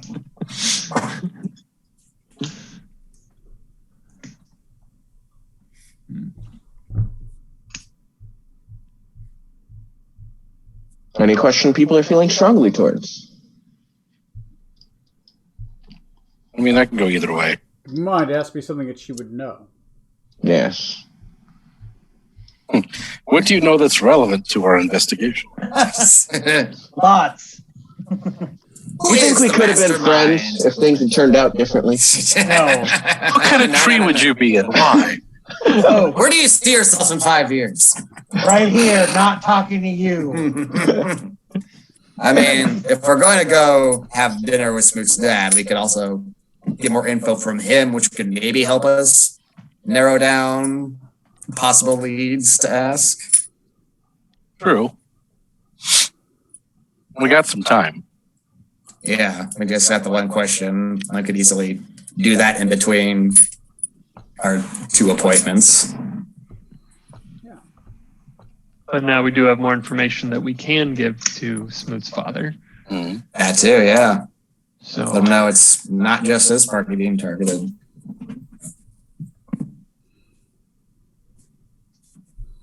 Okay. So you guys are going to head off, I assume, then to the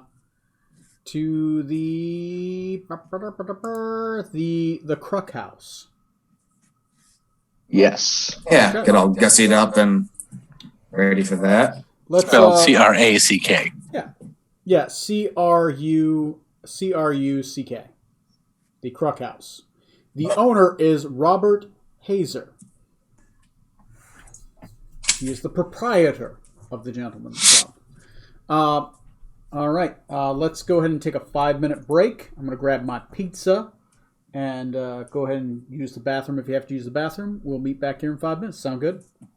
Sure. sounds good. Work in the neighborhood with those Crook houses popping up on every block. We'll be right back.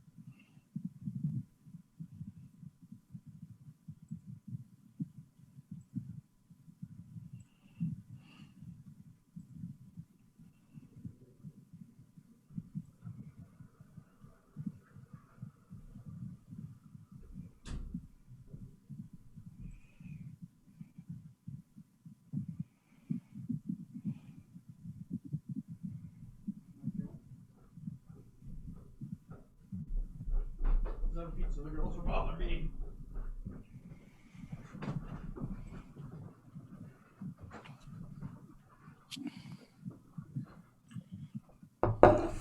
Since I have a pizza, the girls are going to bother me.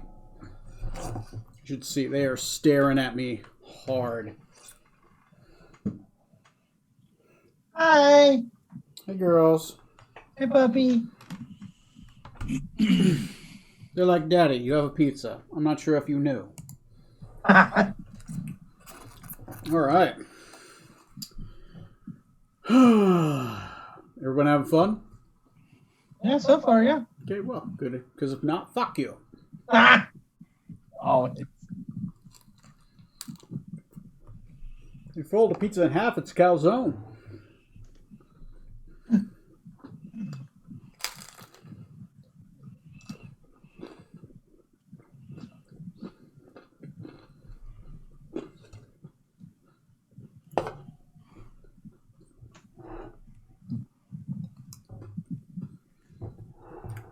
So, I'm just going to head to the gentleman's house. All right. Cool.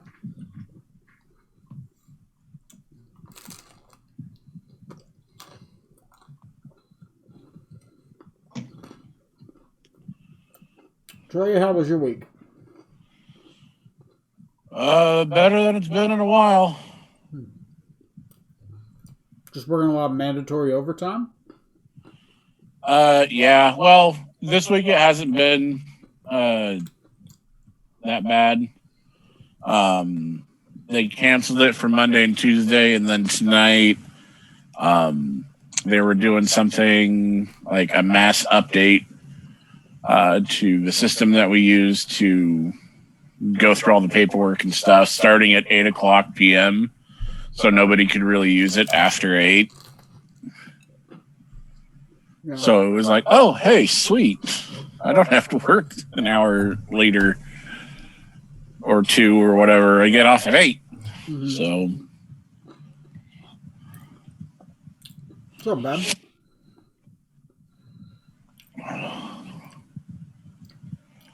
You just get paid time and a half for that then, or? Not for that hour, no. Oh, that sucks. They don't pay you overtime for overtime, or? No, they do pay me time and a half for overtime, but for the hour that we're not able to work, we're not getting paid for that. Mm. Yeah. But you still have to be online, or what? Oh, nope. Just got a free hour or whatever off. Cool.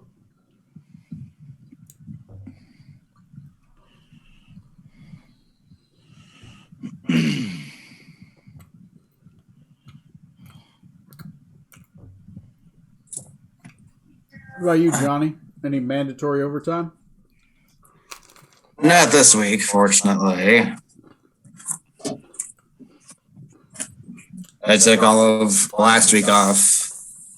Well, multiple reasons. Initially, just to take a break from work, but then also to recover from my second shot, and then later to move apartments. That makes sense. Fortunately, At least not right now. Not a ton of overtime. It's always liable to change. Drake, if you haven't heard, those that have had both vaccinations can start coming back to the house. Yeah, I just hit my 2-week incubation period since my last shot, so I'm effectively fully vaccinated.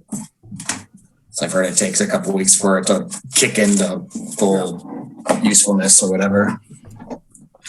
That's why me and Sarah wait until Friday. What, the orgy? I mean, yeah. Oh. I mean, that's a given, but.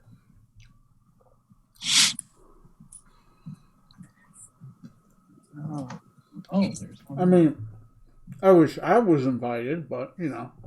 Yeah, can't have everything. Somebody's got to watch the door. And the dogs. Yeah. Somebody has to be the DJ, right? Yeah, exactly. And then Designated run the buffet driver. after. So, Corey, remember that peace tea we had the sweet tea a while back? Yeah. The razzleberry Yeah. is phenomenal. Oh. Yeah. Okay. Yeah. I had. There's also there's a snowberry one that's also the one really I good. had. I had a Snowberry. snowberry a long time ago, and it was very good. The razzleberry is my new favorite. It blows everything else out of the water. I'll have to try it. If you combine razzleberry with snowberry, does it make snozberry? Ew. Yes. Hey, Yes, it does. What does snozberry taste like? Raspberry. Snozberries. hey. Belongs to your sister. The snozberries? No, Freya, I feed them my pizza after I'm done. I let them lick the plate. Sif decided to steal Freya's piece after she guzzled hers down. And I'm like, no, that's your sister's piece. So I reached into her mouth and I pulled it out because it's not hers. The dog realized I will open your mouth and I will rip it out of your gullet and give it back to the other dog. God damn it. Last time Tony did that to Sarah, he was sleeping on the couch for a while. I mean, it's my natural state, right? If I'm not sleeping on the couch, I assume I've done something wrong or she's going to kill me. Like Tony was saving that last slice of pizza for a special occasion, and she just went and decided to have it for herself. No, that's not your slice of pizza. How dare you? It doesn't say till pizza do us part. It says death. Death. Death Pizza is to is nullify. death. Pizza or death. You should have put that in your contract. I'm a very lawful man. Disease. Awful evil.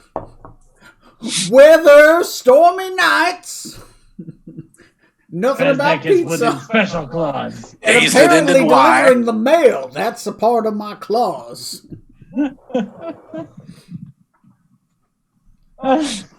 Oh, Freya. Do you think Daddy has more pizza? He doesn't. But he will take your kisses. Good girl.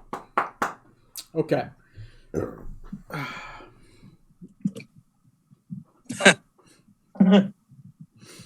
So, anyways, back to the dungeons and the doggos. Which up? Oh. Good girl. Question for the DM.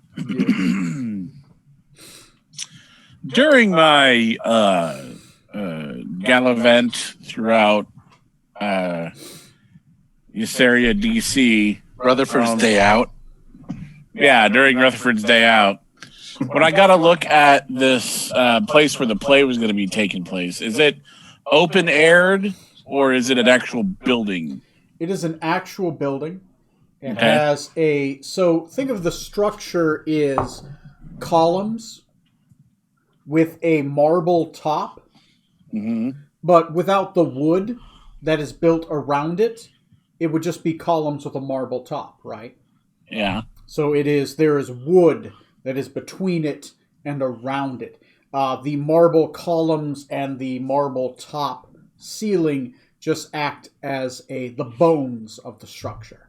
It isn't the floor. It isn't the walls. It isn't the interior stairways. You may see marble columns, but they are not the actual structure itself. So a good half of the structure is very flammable. The rest of it is solid marble.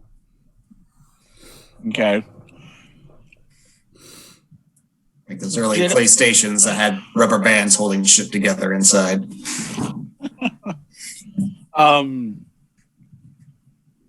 Based on, I'm guessing it was just a look at the outside of the building. Is there a overhead rafters or a place essentially somebody with a very big gun could take up a sniper spot and look for assassins with whom to kill? Like a catwalk? Also avoiding local police. Similar thoughts. Roll me an intelligence check, right? It's not a high DC, but roll me an intelligence check. Is there a good place to shoot the captain in the back of the head from? That can be with it. Anywhere seems to work pretty well so far. That's the 5. You learned about the history of it. You maybe saw a map of it, but you're not sure if there is an exact place that you could set up a sniper position from. There's a stage. There are boxes. There are specifically 3 large boxes. 2 on the eastern side, 1 on the western side.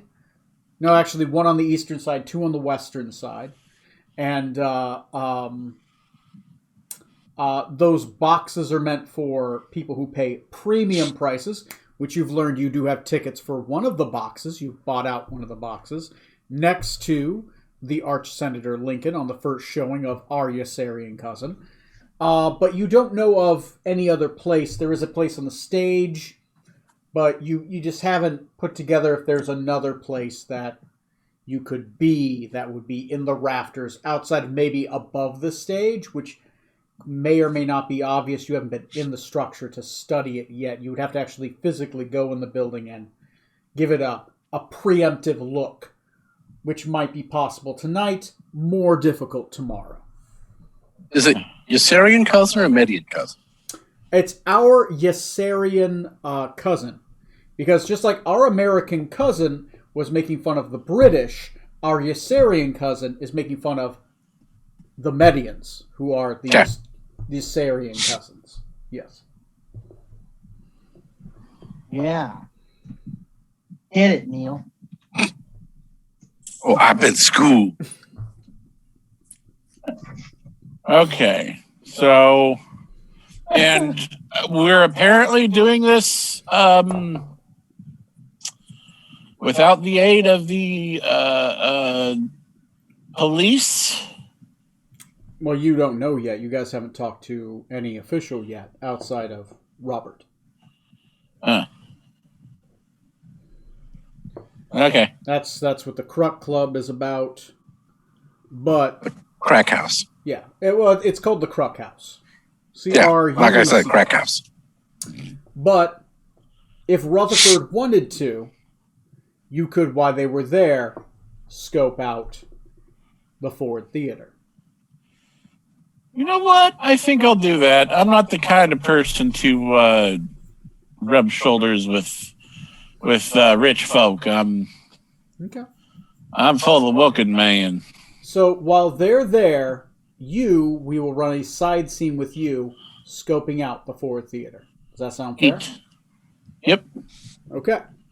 So I think that since Strom does look like Egg Shen, that he would go with him to the theater because they would be more likely to be able to get into places that Rutherford by himself might not be able to get into.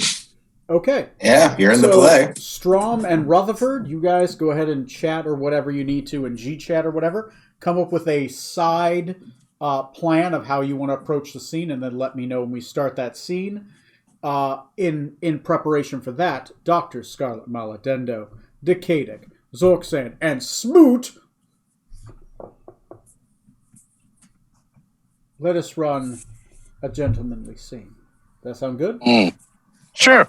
Okay. I'm in my totally awesome Southern Belle dress now. Okay. You are dressed like a Southern Belle. What about Decadic? What do you dress like, and do you bring anyone with you to the Gentleman's Club? I will change back into my wizard robes just to look a little nicer. And probably because I'm super inept, I would ask Tatiana if she wants to come along, just because I don't know, like, we've been hanging out most of the day. When do you say, let's stop hanging out? Like, I don't know how to do this. So just out of curiosity, be like, do you want to come along to this too, I guess? She says, well, normally I would love to come with you to a club, but it is a gentleman's club. So, unless I am a gentleman, I wouldn't be able to. I wonder if she can disguise herself. Can she? Let me look at her character sheet. Cheer, bolster, praise, distracting, taunt. Oh, weird. Distracting taunt? She's a troubadour warrior. That's her subclass. Mother was a hamster! Yeah. Distracting taint. No, taunt. My God. I'm sure she does, but I haven't checked, nor would I want to run that scene. I think Scarlet gets that at level 14. There might be a rag for that. Distracting taint. I don't want to know. You keep that to yourself in your own scenes. I'll be on the 18 plus Patreon I got. All right. Headcanon. Jesus Christ. Only on her OnlyFans, which is oddly enough just pictures of Trey's face in awkward motions, like. Yeah, like that. Don't make me do it, Trey. I'll make snapshots of your face and make an OnlyFans. Go for it, as long as you're willing to share the money. Does it cost money to start OnlyFans? Oh, that'd be fucking hilarious. All right. Anyway, speaking of hilarious, all right. So you are dressed in wizard's clothes. Tatiana will stay behind. Zorksan, what do you dress like? Do you have finery? Do you have clothes? I do. I bought it when we were in Quixava the first time around because I thought I might have a fancy dinner, but I did not, alas. But I do have the suit still. You do have the suit. You have your snake suit. Okay, and Smoot. Well, of course I have fancy clothes. Okay, go ahead and take off your armor and put on your fancy clothes. I am, however, going to take my holy symbol with me. Okay, yeah, that's fine. Which is also my flail. Okay, so you got a flail kind of side checked on your side. Okay, yeah. Okay. Zorksan's snake suit, a snake skin suit made from the skins of snakes they've like executed or something in Quixava. No, nothing that fancy for this sort of event. I don't have access to one of those right now. That's more for after you crush your rival family. It's a Buffalo Bill suit. It's a real event. Right. They're going to say nothing that gruesome, but nothing that fancy. Okay, I see. That does sound like a very Quixavian thing to wear, though. Oh, totally. The skin of your slaughtered enemies. All right, cool. So let's set the scene. You guys arrive at the Kruk House. The house is a plastered wood-framed cabin-like building with a red tile roof. Vines covering the walls and roof. Outside, there are two very large Grigaldanian bouncers. These are full orcs. They are 8 feet tall, and they are as wide as a door frame and a half. You're not sure if they could actually get through the door in which they are guarding. Which there is a large 6-step rampway to a large double doors, which appear to be iron reinforced. The windows are stained glass and heavily colored, obscuring sight into the building but allowing maybe light to pour in. It does have a sign outside, which is a green sign. Literally, it's just a sign, and it's just painted green. It has no words upon it. And Smoot is missing. Check.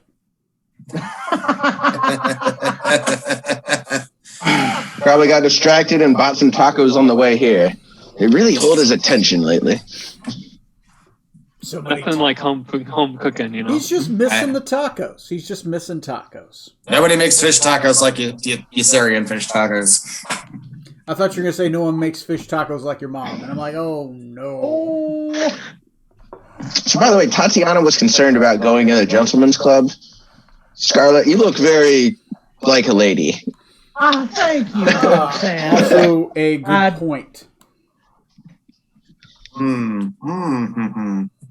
Yeah. I don't see anything wrong with who I am. Not that, just whether or not they'll permit you within. Oh, I can persuade my way in. I don't doubt it. I would like to see you try, Doctor. Oh, I have ways.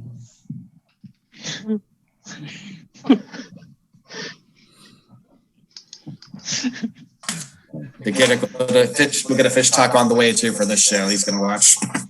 As you eat a fish taco, while we're waiting for Smoot to show up, Dr. Scarlett Maladendo, how would you try to persuade your way past two Grigaldonian orc guards into a male gentleman's club in Yassaria? Sorry, and I'm sorry, it's not a green. It wasn't a green sign. It was a brown one.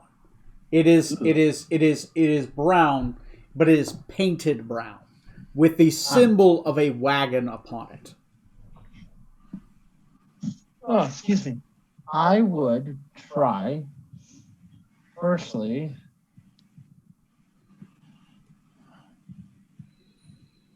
I had an idea and I just lost it. A charm person. Okay, there are two guards. I can only cast it on one, right? If you upcast it, you can choose multiple targets, I believe, on the upcast it. Second paragraph. Okay. What is your DC? It is a 17 wisdom saving throw. 17 wisdom saving throw. Well, they're orc guards, not known for their strong wills. Okay, I'll roll a d20. They got a +1 to each of these.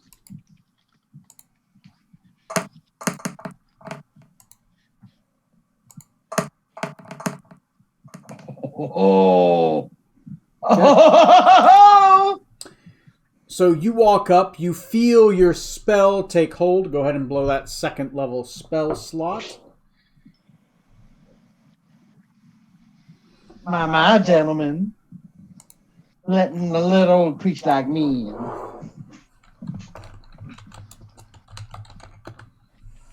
Oh, you want let in? Yes, please. Okay. Yeah, we let you in. Yeah, sure. Thank you. You want to come in through front door? I would prefer it. I have a special client I need to see. Oh, okay. We let you into a gentleman's club, and they open up the door. Thank you very much, sweeties. You see, have a pleasant evening. So you see Scarlett walk up. As she does, she kind of wriggles her hand a little bit because it is a verbal and semantic components, and then she casts her hands at her. As she does, the two orcs, their eyes liven up as they see her. They seem to have a side conversation as Decadic is eating his fish taco, not like Mom used to make, and they let him in, or her in. Thank you. So they let the lady into the gentleman's club. Bye. Decadic is just like mid-bite, just like frozen, like. Okay. All right, then. So, leading up to that, what does Smoot, Zorksand, and Decadic do as they walk up to the gentleman's club, the Kruk House, which has the description as I've given before? Genuinely did not think that would work. Walk up. Say no more than orcs. We are expected. What is your name? Edwin Smoot. Please wait one moment. As he opens up the door and begins to walk in, you guys hear in the distance, "What the hell is a woman doing in here?" I will shorten the scene unless you have a way to stop it. You're going to be escorted out by multiple people. I'll just tell them I'm here to see Smoot. That's all I'm going to do. They're going to kick you out. Yeah. Sorry, man. Worth it! So literally, how many spell slots do you have to blow? You literally see a couple people in nice suits grab and toss them out, and they start screaming at the guards like, "What the fuck are you letting her in for?" Blah blah blah blah blah. You know, like that. It's like a big pink blurry cake almost, like flies out. As one of the guys throws her out, he waves at you like, "Smoot, glad you could come in. It's your brother Robert." Can I roll acrobatics to see if I land decently? Yeah, to see if you catch yourself. Oh, that's a 10. You kind of catch yourself, but you catch yourself in kind of a push-up position. Aww. Right? The front of your dress gets a little bit dirty, but you're able to brush it off. It hasn't rained today, so it's not wet.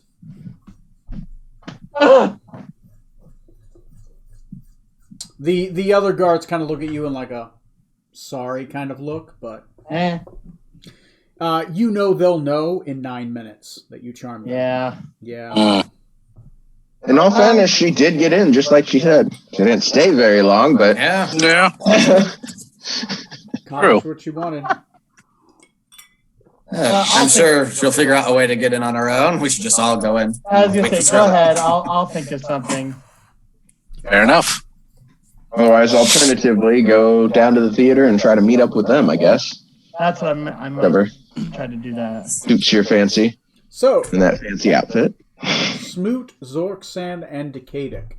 Moot? Smoot. I heard moot. Oh, which is like Smoot, without the S. It doesn't matter.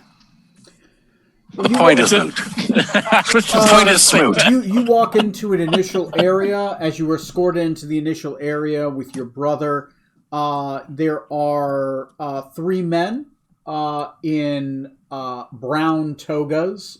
They appear to be smoking pipes and drinking brandy, and appear to be having a very thorough discussion with each other. You don't really recognize these 3 men, but you assume they are probably either senators or senators' assistants from the Brown Wagon Party.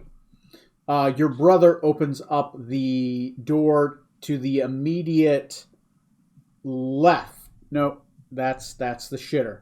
The door forward, which seems to enter into a hall. He says, "Please, Edwin, follow me." After he does, he will turn to his right down that hallway, very short hallway, only about 10 feet, and opens up another door, which you will see your father by the fireplace warming his hands. You are all escorted in, and your brother shuts and locks the door. As he shuts and locks the door, and you never want to roll initiative. Just kidding. I am going to cast tongues, by the way, before we actually get in, because I don't want to know what's going on. Yeah, me too. Yeah, you guys don't speak the language. Yeah. I mean, now we do. But everybody spoke Ysarian. Your father is an older gentleman, about 55 winters. I do. He wears a faded coat, which is brown colored in this place, and loose pants, complete with a deer stalker hat. He has a slight bite and is overly scrawny. His chestnut hair is knotted and matted. His blue eyes lackadaisically let the world flow into him. So he has very wide open blue eyes. As he turns to you, he says, "Edwin, it's good to see you. And you have two very colorful friends that you brought with you. As he warms his hands by the fire, he makes a motion towards let me look back at the map. There is a large and very comfortable cushioned red chair in the corner by a window, and another chair beside it, which is equally as large. It is cushioned as well. It's a love seat, though. It seats two, and it is green, but is more of a velvet than a leather. So a couch versus a lazy boy. So windows, are they open? The window is not open. The window is closed. It is, again, very thick glass that is colored, so they cannot be seen through, but it may extrude light in daytime, which is currently dusk. So I'm going to go over and draw the curtains. Okay, you draw the curtains. Your father pulls out a stool and sits by the fire and warms his hands, which appear a little darker toned, as if maybe he's had a little blood loss in his hands from age. So, sit down. Your father has a seat. Your brother sits by the corner. As he does, he will take the record player and he will set it down. The pin drops and it begins to play some music. This place is rich enough to have a record player. Ooh. Yeah. Fancy. And it plays, I don't know, whatever you imagine. Oh, fancy music. Mm. Okay. But very lightly. It's not overpowering. It's very light. Enough to cover a conversation. Yeah. Okay. And your brother is sitting by the door, which is locked, and he's pushed the bar shut. Well, my boy, I've heard there is a plot. Your carriage was hijacked. They found the Macaulay boy in the well. People suspected when the water turned red. That would be a tip-off. 2 dead bodies were found in the carriage. I was questioned earlier about it. You know much about this as well, I suspect. There were 5 total. 3 got away. 1 was No. Whifflix. Who was Whifflix. Whifflix.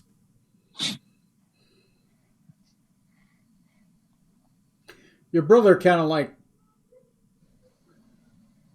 Whifflix of the Third Circle. This is your brother speaking. Is she at the Third Circle? Yeah. Mm-hmm. Okay. Pretty sure that's right. I'm playing her love interest in a play for political reasons. It's really to bolster votes.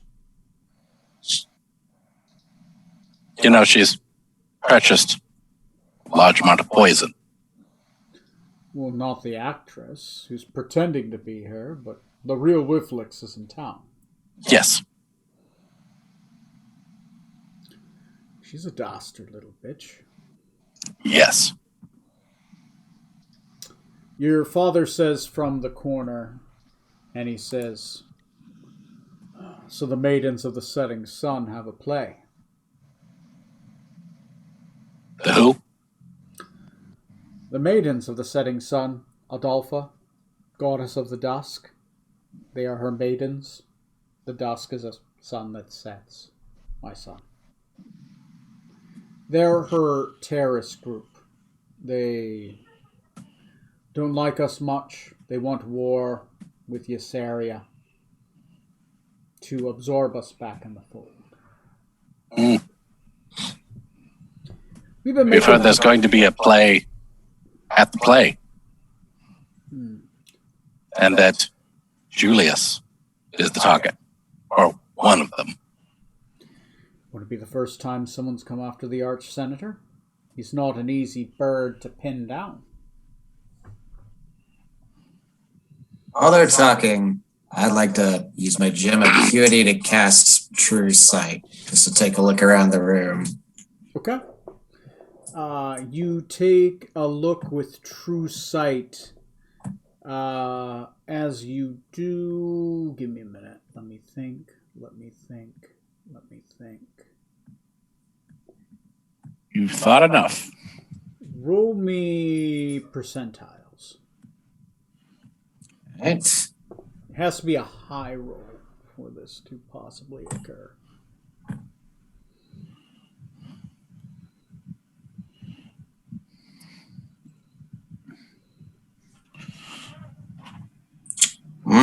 Six. You don't The opposite of a high roll. You don't see anything. There are no illusions in here outside of Strom. Strom, you see Strom. Clear as day. No more illusions. He's not there. Strom, never mind. Oh my god. I was like, what? Juicy? What are you doing here? That's some eyesight. Never mind. He was wandering around in the theater, took a wrong back door. I forgot that he was going with Rutherford. So you do not I could see through the window, see him in the street outside. Yeah, you don't see any illusions. Oh, invisible sensors, scrying orbs. No, that's what I was checking for. Nothing right now. Nothing. So, but I believe that lasts for 10 minutes. So, says an hour in DBI. It says an hour, but read the item. The item specifically says its version. Oh, the actual item itself. Okay, yeah. It has a specific version of True Sight, which has a lesser thing, but it's a 6th level spell that you get at a lower charge. Gotcha. So, continuing on. Where were we? Poison, Julius, assassination. So they're going to poison him. At a play? They're going to poison his food. Poisoning him and daggers were purchased. Apparently this type of poison needs to be injected, as it were.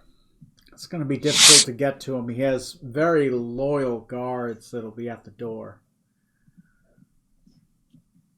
And they're not easily dispatched. Would they search a senator? No. How many of the opposition are going to be in the box with him? 2 members. I believe that the members who are going to be with me and your brother are going to be... They bought 4 seats, but they're only using 2. Something about wanting leg room. I believe Brutus is going to be there, as well as McConnell. Wasn't McConnell one that they wanted out of the way as well? Yeah. So, targets that we know of. Yourself, Julius, McConnell, and the fisherman. So they want to kill both Primuses and both Whips. Yes. We got this straight from Mistress Allentine. Why do they want to kill the narrator of the play? I mean, it's not that bad. Wow. I believe there are other considerations. They have It may just be a target of convenience, potentially. Robert will raise his hand jokingly and say in the middle of the conversation, do they plan on killing the handsome lead? No mention was made of that, no. Good. Just the senior senators, the ones that are wanting to prevent war. Yes. I'm sorry, who's the handsome lead? I'm not aware. Who's that again? Robert is going to point at himself. Oh. What a twist. The humble one. You're not in costume and makeup yet, then, I assume. Of course. I am to portray Commodus Lincoln. Commodus Lincoln was Julius Lincoln's brother. The lost love to Whifflix.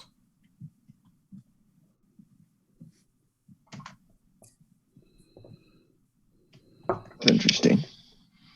Lost how? Well, he was killed. By? Whifflix. In a very confusing kind of thing. She thought he was dead, and then when he rose from life, from being poisoned, instead of stabbing herself like she planned, she actually ended up stabbing him thinking he was a zombie. But then he's like, oh no, it was me! And then she perishes, and she curses Scion for betraying her and her visions, and then she's betrayed by her goddess Adolpha of the Dusk, who's this really whimsical, kind of very doofy, dumb lady goddess, right, who sells her out for a tampon and some chocolates, and then the play ends with her seeking this black sword to kill Scion. It's really a wild so that's the play. Yeah, right. What really happened? It's a play. Look, why would I know? It's a play. It's a publicity piece. It's free people are coming to see me. These are votes. This is the plan, brother. So if they kill the leaders of both parties at this play, that's going to be positive publicity? Obviously, that's really bad, but we can't stop the play. But luckily, we have you here, brother, and from what I hear, a capable mercenary crew who can perhaps suss out who these assassins are and stop them before the play. Do we know when during the play they're going to initiate this assassination plot? Is it the beginning, the middle, the end, after intermission, before intermission? Do we know when? Wasn't it after intermission? You guys have no idea. You guys no clue. Yeah. Okay, no clue. You asked the how. You asked the where. You asked the when. That could be a good sixth question to ask. There was also talk of a bonfire that Father has tickets to. Bonfire? Mm-hmm. Maybe a part of the how? I'm not sure how they plan to... The building is made of wood, but is flame retardant. I mean, it would take a massive amount of fire to catch it on wood. It is mystically resistant to fire. So potentially a magical scroll of immense power could combust it. I mean, that would take a spell of absolutely immense, insane power. I am not a magister. I mean, it would take a wizard to be able to suss out that kind of information with knowledge deep in the arcane. Who would you go to? Yeah, who would you go to in this town for an extremely powerful magic scroll? Probably not openly. Extremely powerful magic scroll. I assume... Let's see if the brother would even know. Let me roll a d20. I'm going to need at least an 11 on this roll. Your brother is scrupulous. Not scrupulous in the way of being scrupulous, but like he's a senator, right? He's fairly honest. Right. He's fairly honest, but he might be aware of somebody who would. Right? No, come on. He's got mob connections. He's got mob connections, but he's not in the mob. He doesn't know. I'm not sure who. Well, your father's fucking in this room too. I'll give your father has to. He's doing what in the room? Your father would know. Your brother's like, I'm not sure, brother. I don't know those kinds of people. But your father speaks up and he says, I know those kinds of people. Let me look up the name.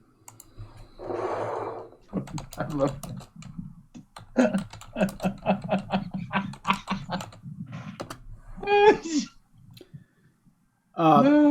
There's a man named John England. If anything, Clarence England. If there's anything that could be smuggled into this town, Clarence would know about it. Probably find him at the tavern around this time of night. Perhaps we should go there. Yes, we weren't planning to swing by the tavern, but maybe we shall on the way home. What say you, Captain? Yes, it appears he's become even more important now. Just be careful how you talk. He's a difficult man to talk to. Do any of you know Kenku-san? Yes. Oh, good, because he's a mute. His tongue was cut out years ago by some crazy Quixovians. No offense. As those Quixovians were going to meet him for anyway. The father and brother kind of like squint, like what? Anyway, and they don't connect dots. So, well, we can get you into the play if you don't have tickets. We've already rented the entire box next to the senator. Oh, good. And it's hers. You'll be right by the father, and you'll see me center stage. I suppose if you show up early, perhaps you'll be able to get a good look at the area, maybe suss out the assassins. There'll be a large meet and greet with the entirety of the crew, and you'll be able to do a full tour of the stage. It's only an hour, though, so you have to be quick about it. Technically a half an hour before the common folk are allowed in. Would it be at all... Sorry, Captain. It wouldn't be a bad idea, Smoot, for you to take your family up here on an offer for a seat in the box with them. It'd be easier to keep whoever might be getting targeted in there alive. True. We only have one ticket for father. Lincoln has taken the other seat for... It's an empty seat for his son, Bobby, who's not with us anymore. Lincoln. He puts a teddy bear there. Oh, God, right in the feels. Oh.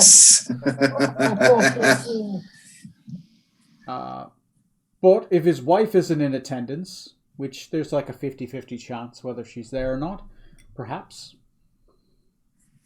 If not, you'll have to be in the seat by him. Would it be worth talking to him about this plot? Julius. He's going to go no matter what. He's a capable sorcerer. This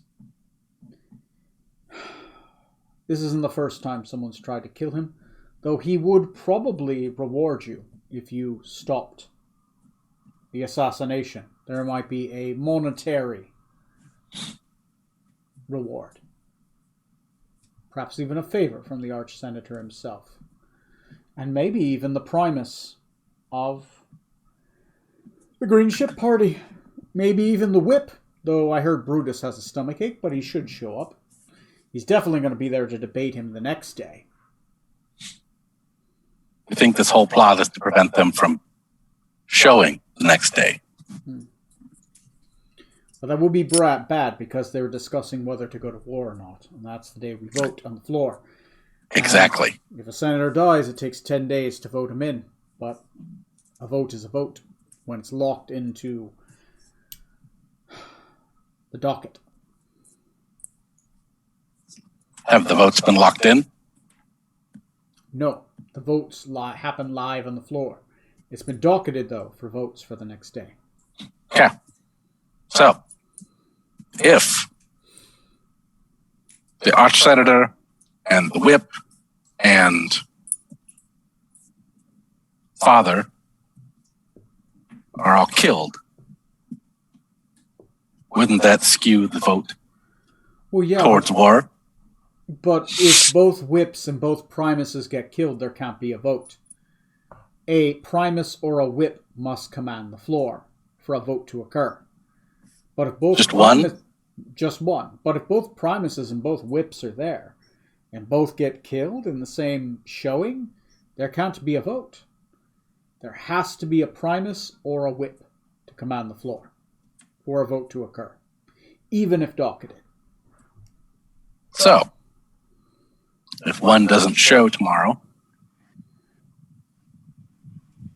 that might be our bad guy.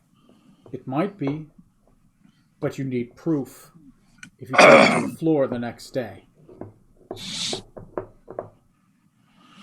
If such a tragedy were to occur, who would assume temporary control? Surely up until they elect a new primus or whips, there'd be a member who would be in charge of running the delegation until such a time. Who would that be? Oh, well, in that situation, it would be the secretary. The secretary is... Give me a moment. The secretary is... And if he dies, who's in charge? Louis Renaud. He's a squirrely little man, but he doesn't really have much scruples. And what party is he aligned with? The Green Ship Party. He's as close to a neutral agent as you're going to get amongst their ilk.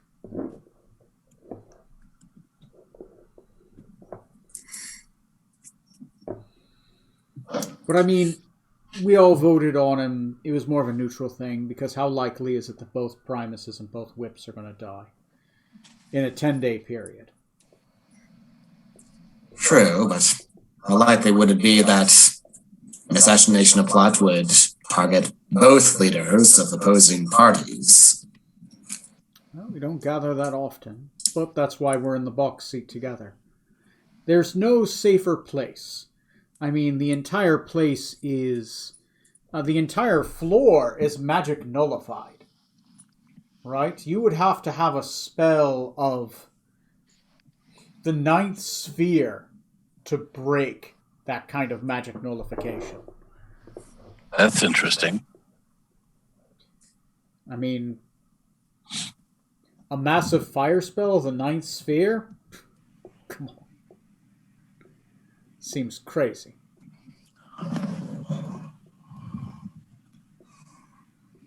Mechanics, thinking back to that fire titan that we last saw trapped on an island back on the Aladred. Teleport or summoning? Yeah, maybe converted into another mirror-masked Aeon. Add to that the fact that we can't do detect poison now. You guys learned something about the building. Mm-hmm. Now, what your brother says may or may not be true. You're not entirely certain. He himself is not a wizard, but he seems certain that magic can't happen in that place. And that Neil has been poisoned. Just allergies. Dun, dun, dun.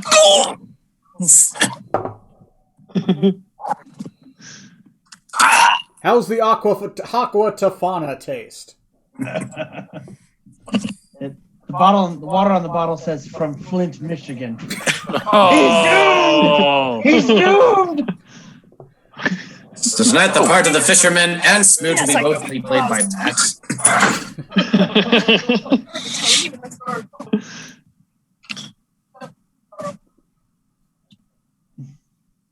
Regarding the Green Ship Party leader, Bertram, what do you know of his standing within his party? He's presumably opposed to you, but is he in good standing? Do his followers look up to him, or are they frustrated with his efforts and so far? What sort of reputation does he have among his peers? He's an evil bastard, but he's motivated by greed. I've been paying him off for years to vote with me. As long as he stays Primus, and as long as I keep funding his campaign, he'll keep voting against me, but controlling his party.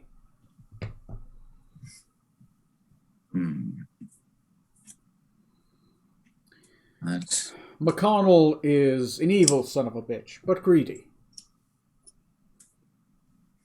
Yeah, but how's the character? Though it's hard to really read the man with that damned mask that they keep passing down from generation to generation, and requiring that the male heir always wear it. This is a curious detail. I'm just wondering, seems like an easy way to infiltrate the delegation or even impersonate someone. Does he wear the mask at all times? How do people know that it is in fact Bertram? He's always worn it. I assume it's him. He is in a regular form. He's this tall turtle man. Has anyone seen him without the mask? No one. And it's been rumored his wife has said that he wears it during copulation. Ooh. He even eats with it on. There's a side entrance. People can see teeth and a mouth, but it's always worn it. So, we've got a ban on a mask. We have no idea what he looks like. Or if he's even him. Tall, hunched-over man. He always seems to be himself. He knows the phrases. Mm-hmm. Easily bribed, apparently, which could very easily engender animosity among his subordinates who would rather he weren't so easily swayed. You're talking about the younger, more passionate Brutus. Always in a rush. There's a rift of sorts between Brutus and Bertram. He's a young man. He hasn't soaked his wilds. Oh, this is Smoot's father talking, by the way. Sorry. He has not soaked his wilds. We Smoots know to tend our oats before we set them to harvest. He has not done such.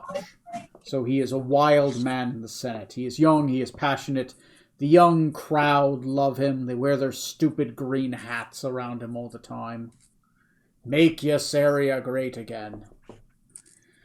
But that's all right. He'll come around. He'll come around. I'm sure. McConnell keeps telling me that he's passionate, but really he's just a rabble-rouser and it's not going to come to anything crazy. There's even going to be a demonstration the next day, way down the road, a peaceful demonstration he's going to speak at before he comes to the Senate and talks to us all and Julius Lincoln. What could go wrong? What could go wrong?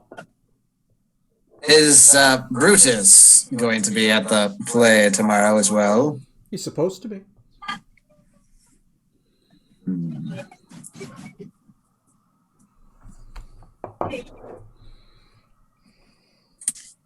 So the person that's playing Whifflex in the play, how much do they look like the actual Whifflex?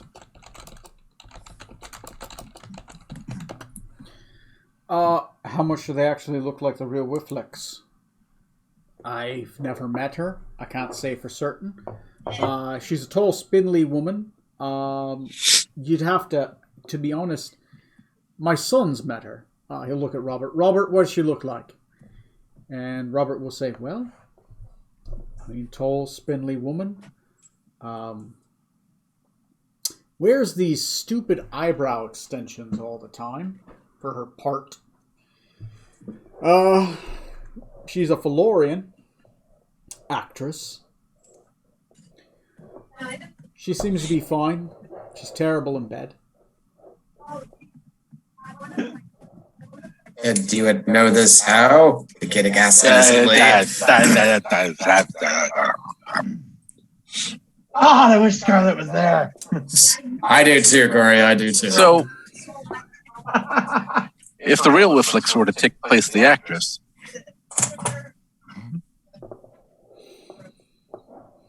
Edward could be a target, and everyone in the box could be a target as well. Well, I mean, there's only going to be a couple people on stage. There's going to be myself as Commodus Lincoln. There's going to be Dandila but Makatal. Wait, you get stabbed, correct? In the play? Oh, yeah, I get stabbed with a dagger right through the heart. We're too late. I guess we gave love a bad name.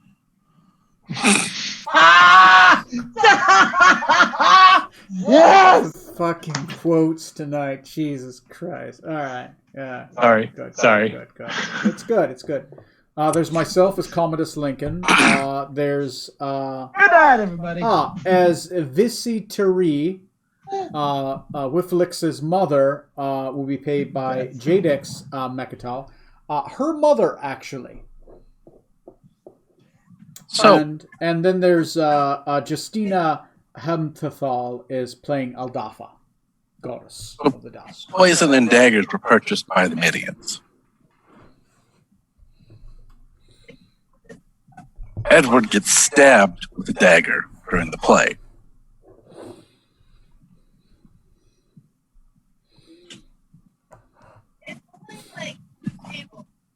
Well, it's supposed to be a fake dagger. But, I mean, you could check to see if it's a real dagger or not. The night of the play. I mean, if during the 7 o'clock period somebody wants to spend a skill check to inspect the play parts to see if they've been tampered with, they could do such. Would that be perception? The investigation. AE, at the 7 o'clock hour, you guys have a half an hour to inspect areas if you want to, using skill checks. Though a half an hour will encompass one skill check, so you may have to split up if you want to look at multiple things. You could also, if the real Whifflix tries to take the place of the actress playing her, she could very well just bring the real poison dagger with her on her person. She could. You'd have to talk to the actress at the 7 o'clock hour. The actress Daniela Meckenthal. I'm sure after a long conversation, and if you're good at reading people, you might be able to pinpoint if it's actually her or not. There are 3 other people in the play as well, who you might want to look into. AE, only one person per one skill check. So that'd be insight, correct? Yes, unless you can think of another skill which may be germane. Jane Jackson. You could also inspect the area or the other boxes. You could look at different areas. There are 4 in the playhouse to search for something. Hang on, I'll be right back.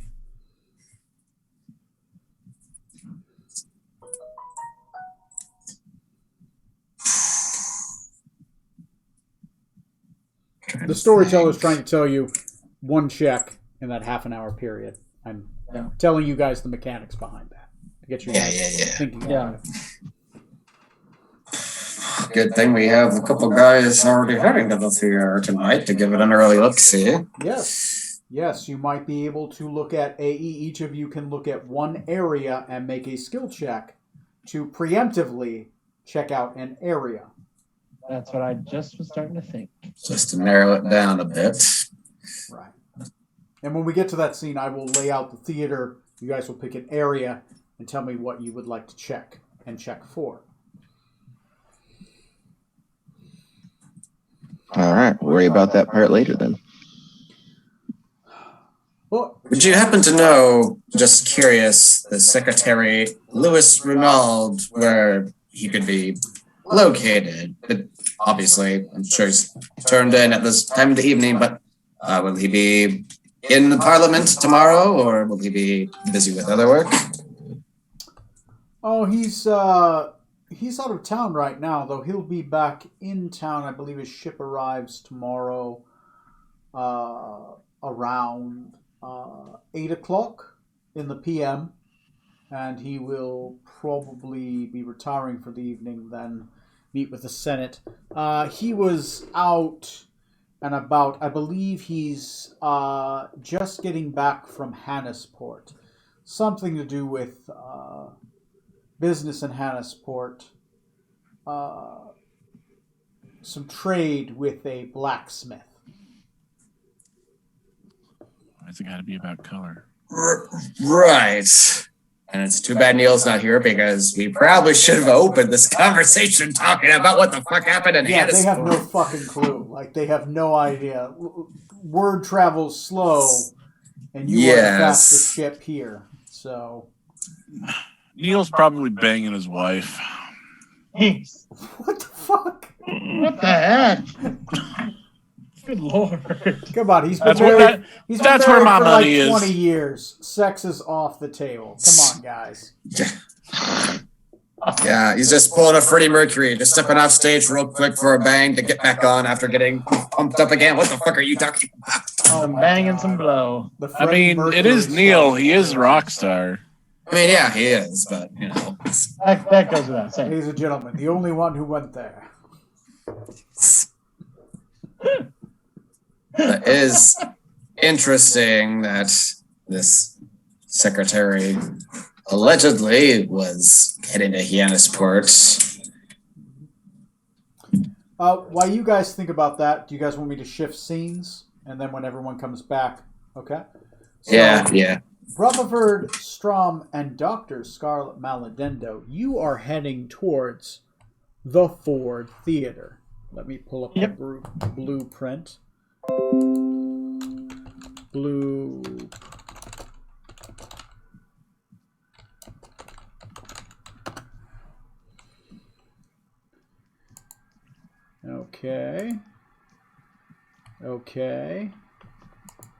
Okay, give me a second. All right. The Ford Theater. You guys arrive at this large marble entranceway. There's a single set of large marble steps leading up into impassably tall columns that are between them are sealed with wooden. There's basically wood on the inside, right? But it's got the marble inlay, so it's kind of like this fancy kind of exterior to it. There is the Ford Theater is on top, in Yossarian, by the way. There is a single large entrance in the front. Technically, it's not a single. There's 1, 2, 3, 4, 5 large double doors in the front of the entrance. You know that on the side there is a side entrance for general proprietors, right? The actors, and in the back there's large double doors for taking things from the theater back and forth, like large stage pieces. Yeah. What is your guys' plan? There do not appear to be any guards currently at the Ford Theater. The Ford Theater at this point is closed in pre-preparation for the play. There may be some janitors or maybe some night staff, but not many people. It is locked up. Are Strom and Rutherford together when I finally do get there? I immediately left the club and I'm like, screw that, I'll just go to the theater. Do you guys okay with that, or? I don't care. We have a plan of what we're gonna do. Okay. Yeah. That'll be the first thing I ask is when I get there. Is like, hello. Oh, sorry, you two. Unfortunately, I found out the club wasn't up to my standards. Terrible. So I decided to join you two fine gentlemen in your palavers and your perusals. Oh shit. Nobody's hurt. Okay. Okay. Yeah, that's not good. Jesus. Sorry, man. What? No worries. Okay. As long as no one was hurt. Nope. They might ache tomorrow, but Is that your kid? yeah. Neil? Yep. Aaron? Mm-hmm. All right. So that's why I ducked out real quick. No, that's fine. That's cool, man. Perfectly fine. Anyway, the show must go on. Keep going, guys. We're going to sightsee with them, and then we're going to get back with you and your dad after that. Cool. All right.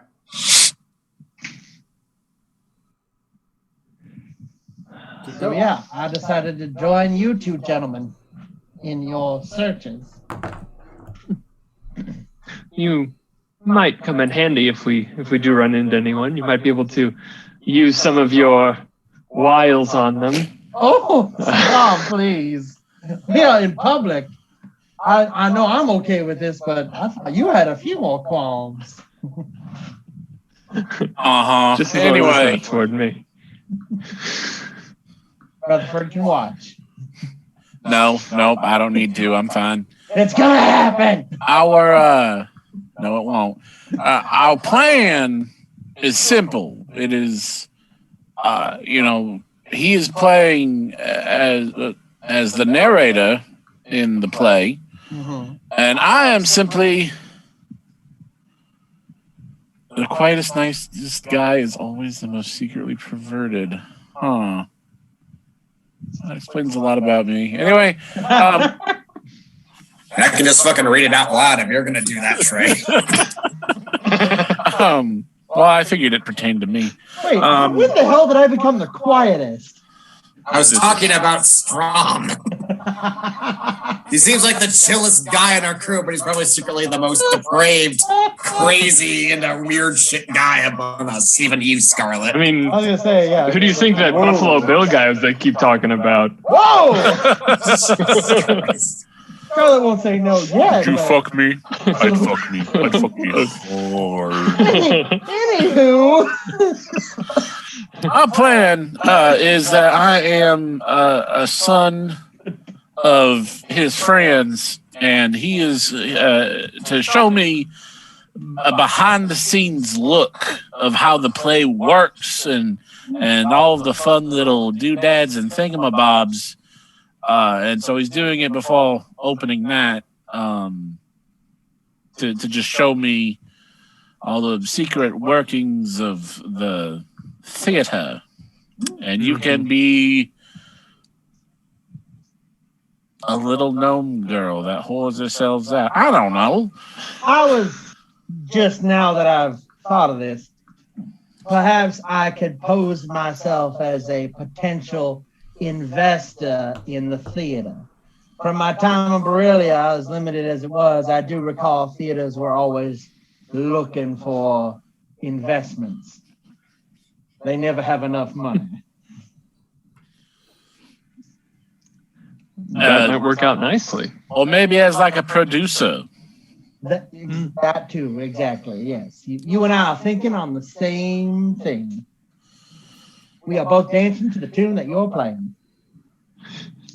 I am catching your drift. I am picking up what you are putting down. I am smelling what we are stepping in. So we don't see anyone at the doors.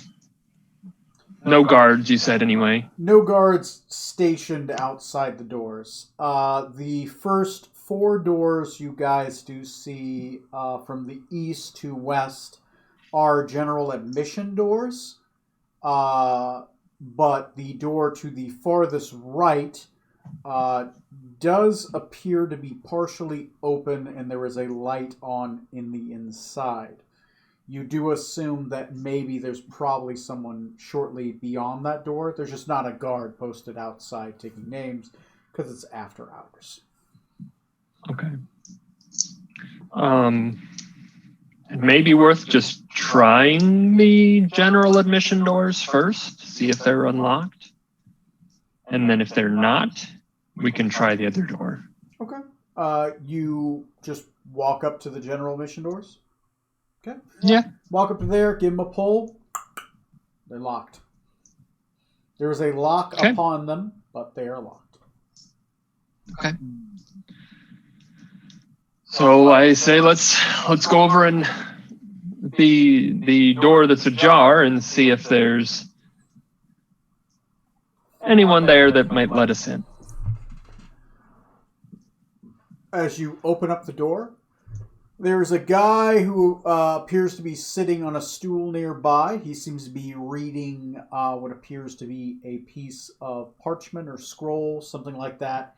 Seems to be like a weird folding thing with multiple pages describing a newspaper, which is weird to you, but more common here, right? He kind of looks up. He folds it. As it does, you catch the headlines. Theater play tomorrow. It looks like maybe you've been reading about a promo about the show. He stands up. He seems to recognize you. And he says, looking at the figure of Egg Shen, he says, Strum Skybreaker. It's good to see you back, sir. What are you doing here? The pre-rehearsal was done at 6. Yeah, we had a little change of plans. I ran into one of my longtime companions or my friends here.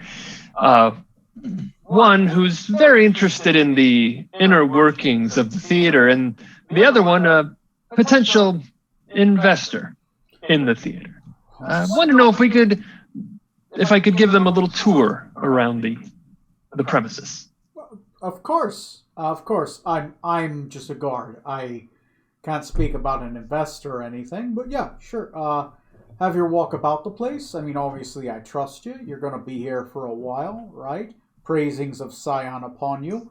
Go ahead and have your way into the theater. Be careful walking about. There are some hefty steps.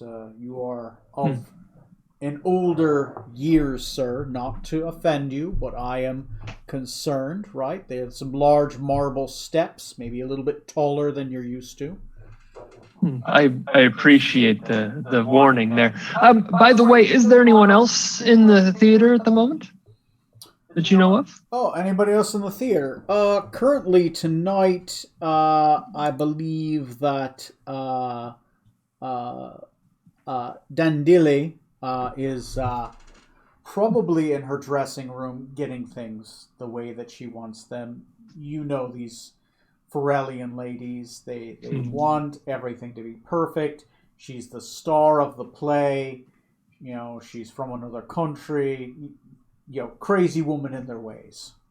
Yes, of course. This guy, by the way, I appreciate the description, 7A, standard kind of Yossarian build, brown hair. Very nondescript. Well, I appreciate that information. Now, if you'll excuse us, we'll get our tour underway. Oh, yeah, no problem. And we'll just boop, boop, boop, boop. You walk by, and as he says, he stops you for a second. Remember what we said yesterday, all right? Just of course. Be careful about that. All right. Anyway. Just for clarification, did the guard call him Strom? Yes. Yeah. The guard called him Strom Skybreaker, but described him as an elderly, miserly man. Oh. Okay. Strom Anyway. has been illusion to look like Egg Shen. Right, yeah. Right. So I figured it would be Egg Shen. Right, he didn't call him Egg Shen, he called him Stormbreaker. Strom's name was on the playbill, so Egg should have been using Strom's name. That's kind of what I'm thinking at this point. I didn't really put that together until just a minute ago. That but does I think that's what's happening. Grandpa's kind of a dick, not gonna lie. Well, he is like a damn near immortal being, I think. Yeah. So not to shit talk him because he's like the only ally we've had so far this campaign, but still. He actually just really wants to see his grandkid in a play. It's like all grandparents. My God, if I have to pretend it's him, I'll do it. Hang a picture of himself on the fridge. Oh, you did such a good job. If only I hadn't got the flu that week in high school and couldn't be in the play, I could have been a star. God, like one of those guys. Is it in the football team or the wrestling team when he was a kid? But God damn it, his son's gonna be. Daddy dearest. Oh shit! Yeah, like moms, like with their girls with like what's it like cheerleading squad? Yeah, toddlers and tiaras. No wire coat hangers. Toddlers and tiaras. Strom, you are the toddlers and tiaras of the fantasy warrior line. Alrighty. Yeah. As well as a werewolf / avian / whatever the fuck samurai. Just as long as there's a honey boo boo somewhere along the way, I'm okay. Now there's going to be. If you stop by further, then yes. I'm gonna run her over with a wagon. Anyway, so there are, looking at the blueprints of the place, there are 5 potential areas you guys can investigate. Technically 6. Rutherford, you're looking for a place to be able to snipe from. Yep, just to cover basically everywhere. Okay. In the theater. Okay. Like have just a really good vantage point. That way, when and if shit goes down, I can. You have a good point. I have a good point to see it from, and B, a good place to maybe blow somebody's head off. And also, since I'll probably be using bad news for this, scare the ever-living fuck out of everyone in that theater. That is going to be your skill check for this investigation. I am going to need you to think about what you're going to roll to look for that place and to find the right purchase place for that sniping position. Okay. You want perception, investigation? I want you to think about it for now, and I will come around to you. That way you have ample time to think about it. Strom, what do you want to accomplish while you're here? There are 5 potential places to look. There's a storeroom. There's a basement. There's a dressing room. There's a prop room. There's the stage. Sorry, there's more. There's the boxes, and there is the general lower area where the audience sits. The common people sit. So technically, there's 7. Sure, and I can only check 1. Only have enough time to check 1 before closing time, in which you will be forced out. Okay.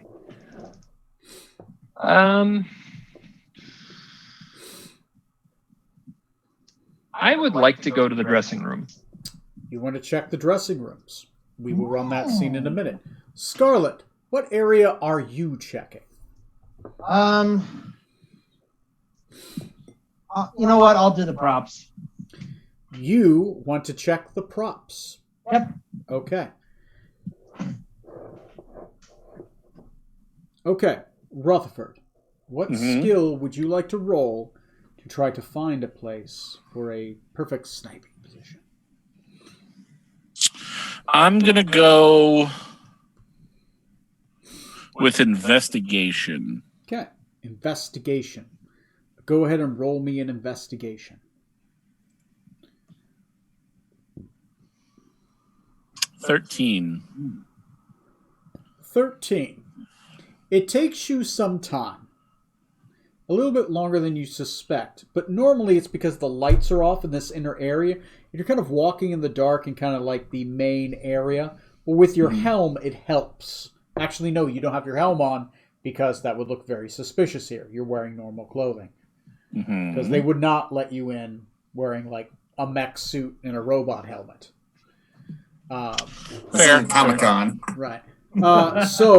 But you are able to see eventually as you turn around, you see that there is a giant spotlight at the very front of the area as people enter that is well above where they would shine the lights from onto the center stage. So that would be the very front leading onto, and has a full scope of the stage and the boxes on the left and the right. You want to be able to get the corners of those boxes, but definitely the fronts and the main stage itself. This has the majority of the area maximized that you could see. The downside is somebody's probably got to operate that light, and they're going to be really suspicious if you're there. So if you go there, you might have to neutralize that person somehow and operate that light during the show and be prepared to take your shot if you have to. You might have to be a part of the play. Just throw on a cape and a tux and a half-white mask and blend right in. Maybe. Okay. I'm going to get to Strom in a second. Scarlet, you are checking the prop room. You're investigating the props. Yep. Kind of in general to see, like, the big two things would be to see, like, could someone get in here easily, like, without being seen, and, like, the props, like, any of these look a little too real to be what they should be. Okay. What do you do, and how do you do it? I think I'm going to do investigation, and I'm going to kind of do it with kind of picking up what I can as far as props go. But I want to put them back so that no one really, it doesn't seem like someone's been searching through these. Okay. But, you know, like I want to, if it's supposed to, something's supposed to be a fake gun, I want to make sure it is a fake gun. Or if it's a like, you know, this is a knife, is it real or not, you know, bend it or something. I want you to roll me sleight of hand, right? Because it's kind of like a sleight of hand to make a fake prop and kind of like a forgery. That's what I was thinking too, is because I don't want to break it. I want to just make sure it does what it's supposed to. Right. Okay, go ahead and check it out. 19.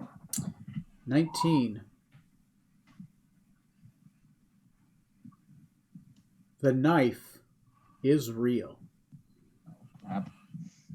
Oh. Okay. I might have to take that with me. And it does look like there was a fake knife. Yeah. It has been disposed of and is in the trash. Ooh. It took you a while to find what happened to the fake knife, but you saw that the other knife was kind of out of place. You picked it up, you tested the weight, and you pushed down on it, and you're like, it doesn't retract. It's not one of those, like, you know. Yeah. You know. And it's got this weird greenish tint to it. Okay, then okay, that changes what I'm going to do.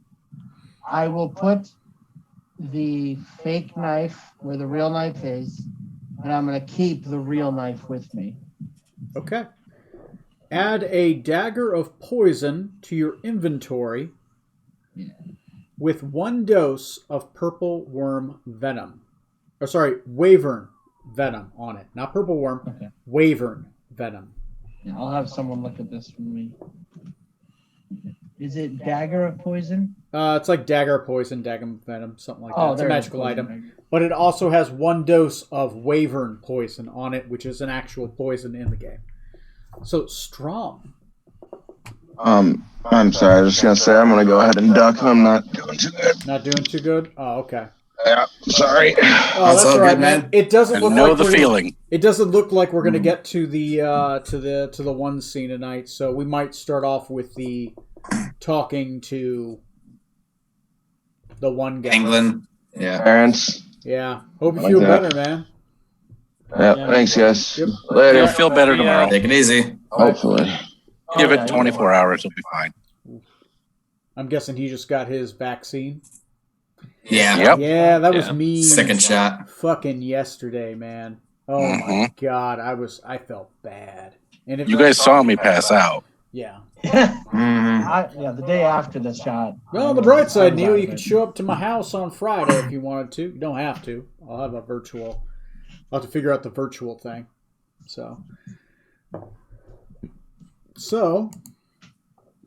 But you had it last week or this week? Next, I had it last week. Oh, Okay. Sorry. This week on Wednesday. So 2 weeks for it to be Oh, effective. right. Yeah, I guess it won't be this next Friday. It'll be the Friday after. Well, fuck me. All right. Well, close. All right. So one more Friday game. That's a good point. Anyway, as you head towards the dressing rooms, you hear a lady singing to herself. Do you speak Falarian? Strong. No, I do not. You do not recognize the words. Okay.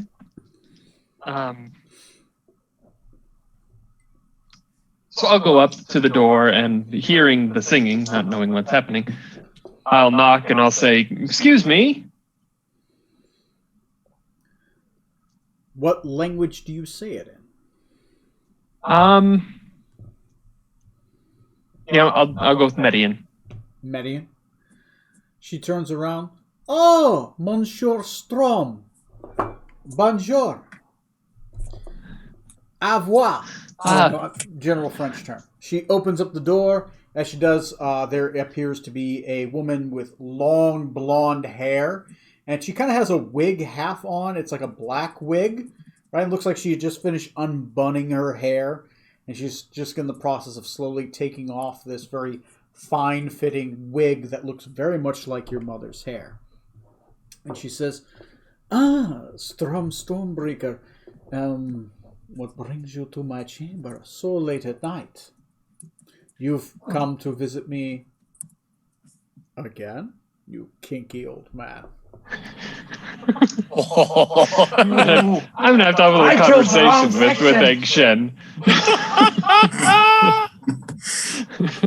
He just said you were one of his kids. That's true. I just came to do a couple little last minute checks before the big day tomorrow. I didn't realize that you'd be here. Oh, yes. I normally stay here very late at night. I don't like to... the Yserian men are very abrupt. They are not as kind and considerate as yourself. A lot of them are rough and direct and less accommodating than yourself, much like our lead. A vigorous young man, yes. But... well, a lady must play the part. So what do you usually do here so late at night? I didn't know that was a ritual of yours. Oh, yes, I always like to be here to assume the character. I was talking to myself in person. I was focusing on the character. I was becoming this Weeflix. What is since you've had so much time to get into character, what are your feelings on Weeflix? She is a foolish young woman. She thinks she knows what she wants, and she goes for it. And then she feels spited for getting it, and she feels spurned for her... She doesn't feel spurned for her goddess. I used to think she felt spurned for her goddess. She thinks her goddess is foolish and dumb, and that her goddess needs to be separated by the male influence that makes her goddess less so than herself, and she wants to sever the connection between this Scion and this Aldafa, who are some ritualistic deities of the people around here.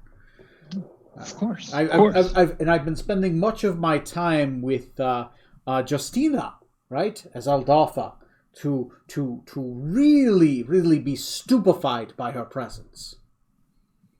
Yeah, that is quite interesting. You've surely never had the displeasure of meeting the actual Whifflix, have you? No, I have not. I did learn this was a real person, but I myself have not. I do have some paintings of her, and she'll point to a painting on your wall, and it is of your mom, like she's right there. And yes. But I have not myself met the woman. I did write her a few letters, letting her know of the play and letting her know of my intentions to play her character. I sent her a copy of the script, hoping that perhaps we would get some kind of communication back and forth. But realistically, all she sent me was a single black feather. Do you still have the feather? Oh, it's right here. May I take a look at it? Of course. Okay. Can I see anything odd about this feather? Do I have any history with what a black feather might be? Do you have religion trained? No, I do not. I will allow you to make a roll. It's at a higher DC, but I will allow you to make a roll. Of religion? Of religion, specifically for Aldalfa, as a subset for this. 15. Death. It means death. Okay. Aldalfa is the goddess of the dusk, and she carries the souls of those who are meant to be dead by Raven. Huh. Okay. Well, it's quite a beautiful feather.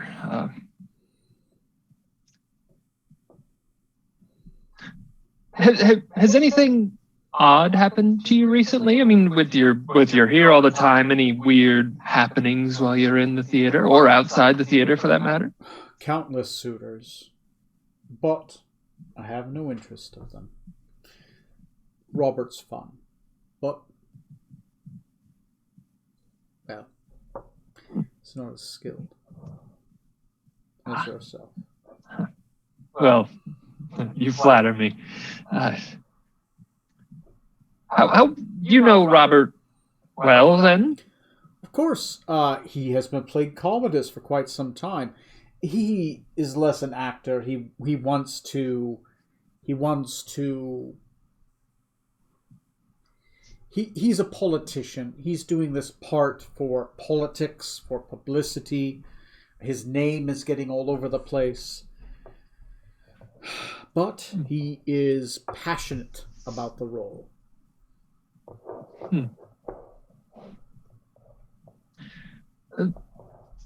Is that your costume right over there? Oh yes, of course, with the long raven feathers. Yes. Right. I've seen it on stage. Would you mind if I went and looked at it a little bit closer? I've always loved the way the feathers look. Of course. Do you want me to try it on for you? I mean, I wouldn't want to spoil it for tomorrow. I would rather just take a look at it. All right. Well, take a look at the outfit. I'm going to rehearse some lines if you don't mind. She starts looking at herself in the mirror, and she starts saying, "O Commodus, how art thee? Thine dine upon thine closen eye. I shall sheathe the dagger into my chest. Oh God, you're a zombie! Ah! Okay, while she's doing that background, you are looking at the costume. I would like to see if on the costume there is some kind, is there a place to conceal a weapon? Roll me an investigation check. Yeah. That is a natural 20. Holy fuck. All right. There is a place to conceal a weapon. It is on the back half. You open up, and as you look, there is a slit between two coifs of raven feathers.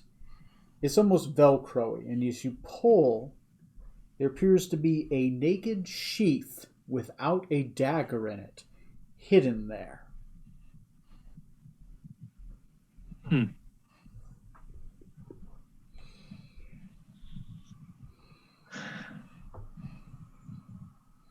Can I tell if there's any kind of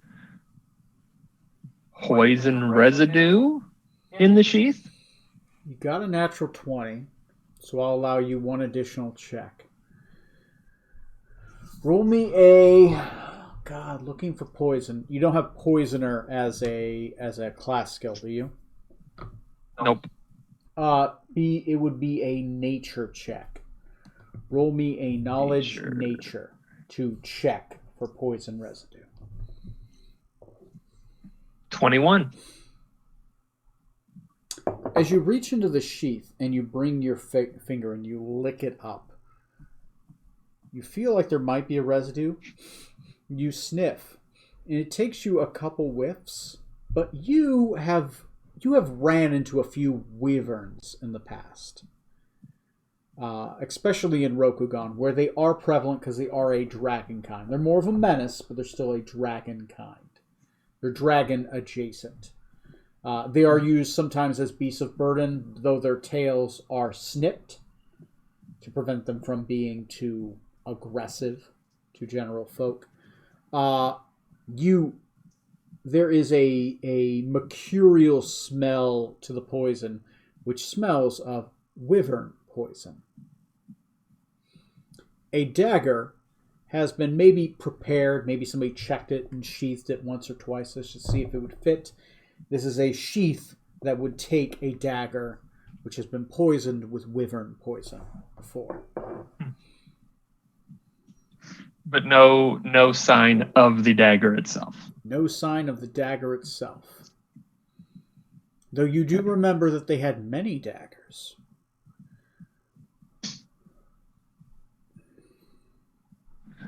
Okay. Okay. All right.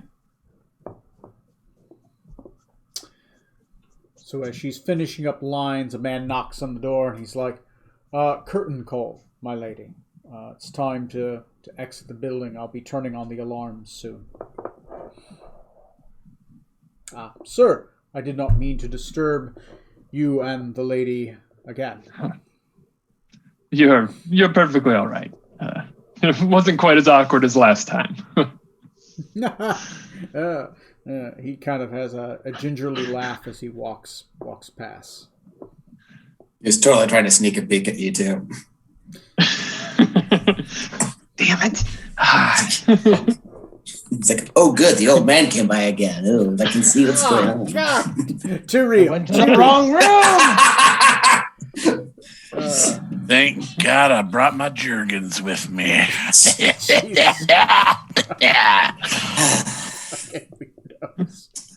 All right. Speaking of fucking weirdos, back to Decadic and Smoot. Oh, wait. Fucking Smoot's...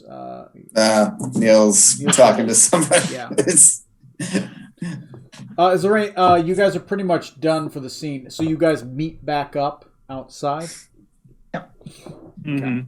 And I will tell them about the dagger I found and how I put the prop they're supposed to use back, and I have the dagger they weren't supposed to use. You've stealthily replaced the dagger. You have found where the dagger was supposed to be held, and you found a prime shooting position you could probably easily get to, though you might have to fake being the spotlight handler, and dispose of the spotlight handler. Hitman style. Yeah. So that is now an open possibility for you, Trey. For probably tomorrow, or not tomorrow, next Friday. Right. So in game tomorrow. In game tomorrow, out of game next Friday. But it's good. You guys spent a lot of time, but you guys got a lot of reward for that stuff.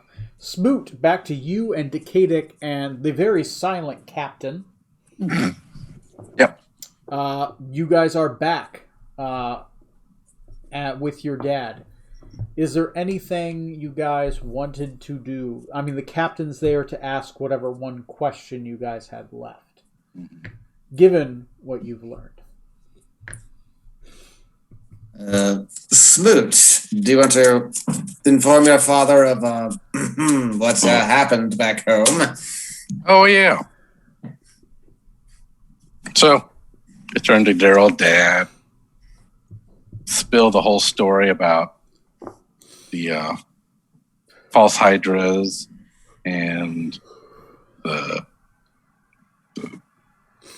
moving mom to Decadic's house, killing the false hydra, all the missing townsfolk at the empty lizard village that we found, and the dead dragon. What else did we find? Dragon egg. Oh yeah, that too. Yeah, dragon egg. Dragon egg, yeah. And let him know. Even though you still don't know who the fuck he is, that there's this Oswald guy who keeps gunning for you and targeted the town to probably get to you specifically. No idea who he is, yeah. Wait a minute. You're saying some guy named Oswald, right? Yep. I received the weirdest missive a week ago. Well, it was more than a week ago. It was some months ago.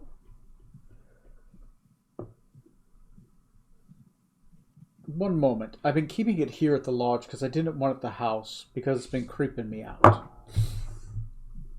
Your father walks off. Your brother opens the side. The lock opens the door. Your father goes out. He comes back in with a painting which appears to be covered. Your brother locks the door. He hangs it upon the wall, and then he pulls back the cloak. That obfuscated people from seeing the painting.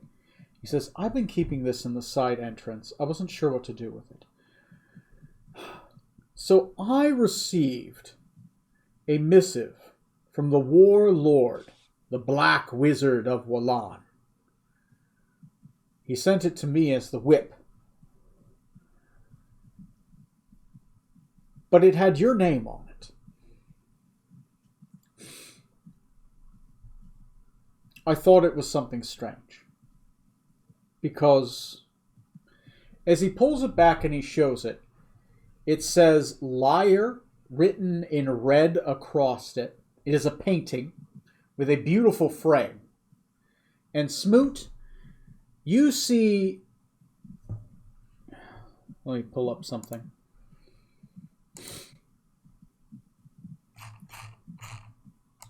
I need to pull up some names. You see... Oh, come on. There we go. The Forgotten Master. With his sidekick, Sirhan. So, you see yourself in the middle. Your left arm is around Piggy. Piggy's left arm next down, because you all are kind of football huddled around the picture, right? With a pig skin in your hand, right? You have the pig skin in your hand. You're in the center. You're the quarterback. Your arm is around Piggy. Piggy's arm is around Squidge, right? That's your left arm. But your right arm is around somebody. You can't tell. Their face has been scratched out of the painting.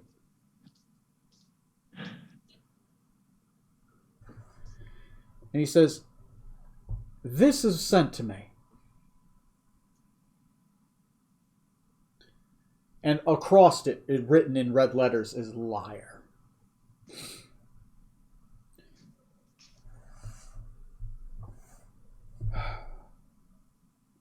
From your former best friend, Lee Harvey Oswald. I will have my vengeance. You took her from me. No idea. Who the fuck is Lee Harvey Oswald? No idea.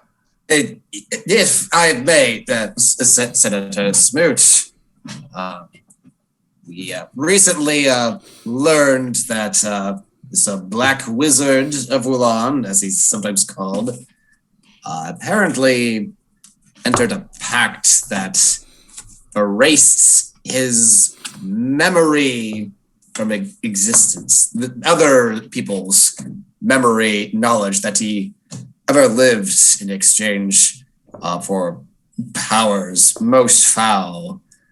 We've been asking Smoot about this very same fellow, and that he hasn't been able to figure out who it is, and I got nothing. Apparently, it's a former acquaintance of his that just erased himself from history. That sounds like some weird wizard stuff.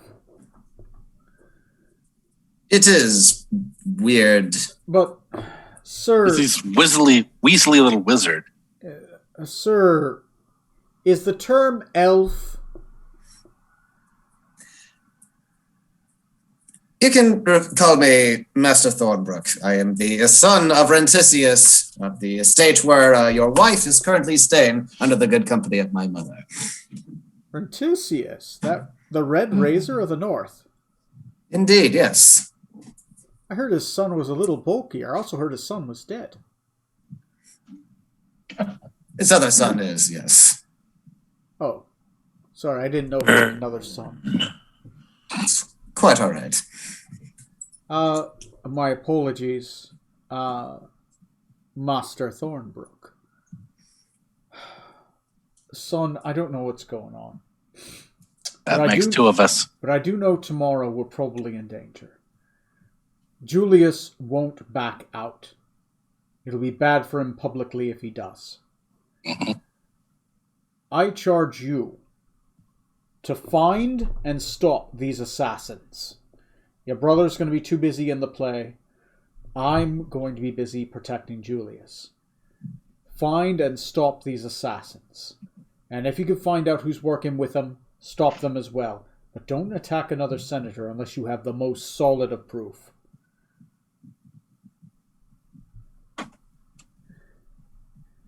Fair enough. Sounds like you have a box way into the seat. There's a 50-50 chance, the storyteller roll percentiles at the beginning of the game, if Julius's wife is crazy, and whether one of you could be in the box with myself and Julius. I pray she has lost her goddamn mind. Regardless, the other seat is taken up by a teddy bear. Do what you can. Talk to other people. See if there's somebody in the crowd who might be an assassin. That will be a single skill check to check the general crowd. You can check one of the members of the other play. That'll be a skill check. You have to pick a member of the play and do a skill check against them. You could check an area, perhaps, of there to see if there's something strange going afoot. i.e., there are 7 areas. You have checked 2 of them to see if something weird has been going on. Obviously, plot cookies are abound. And Could we check the teddy bear? You can do a check to sleight of hand the teddy bear away from Julius and check the teddy bear. Parchment is hidden in the teddy bear. You guys have a week to think about what you want to check and what one skill you want to use to check that. Your father does give you Decadic. Make me a roll real quick in Arcana.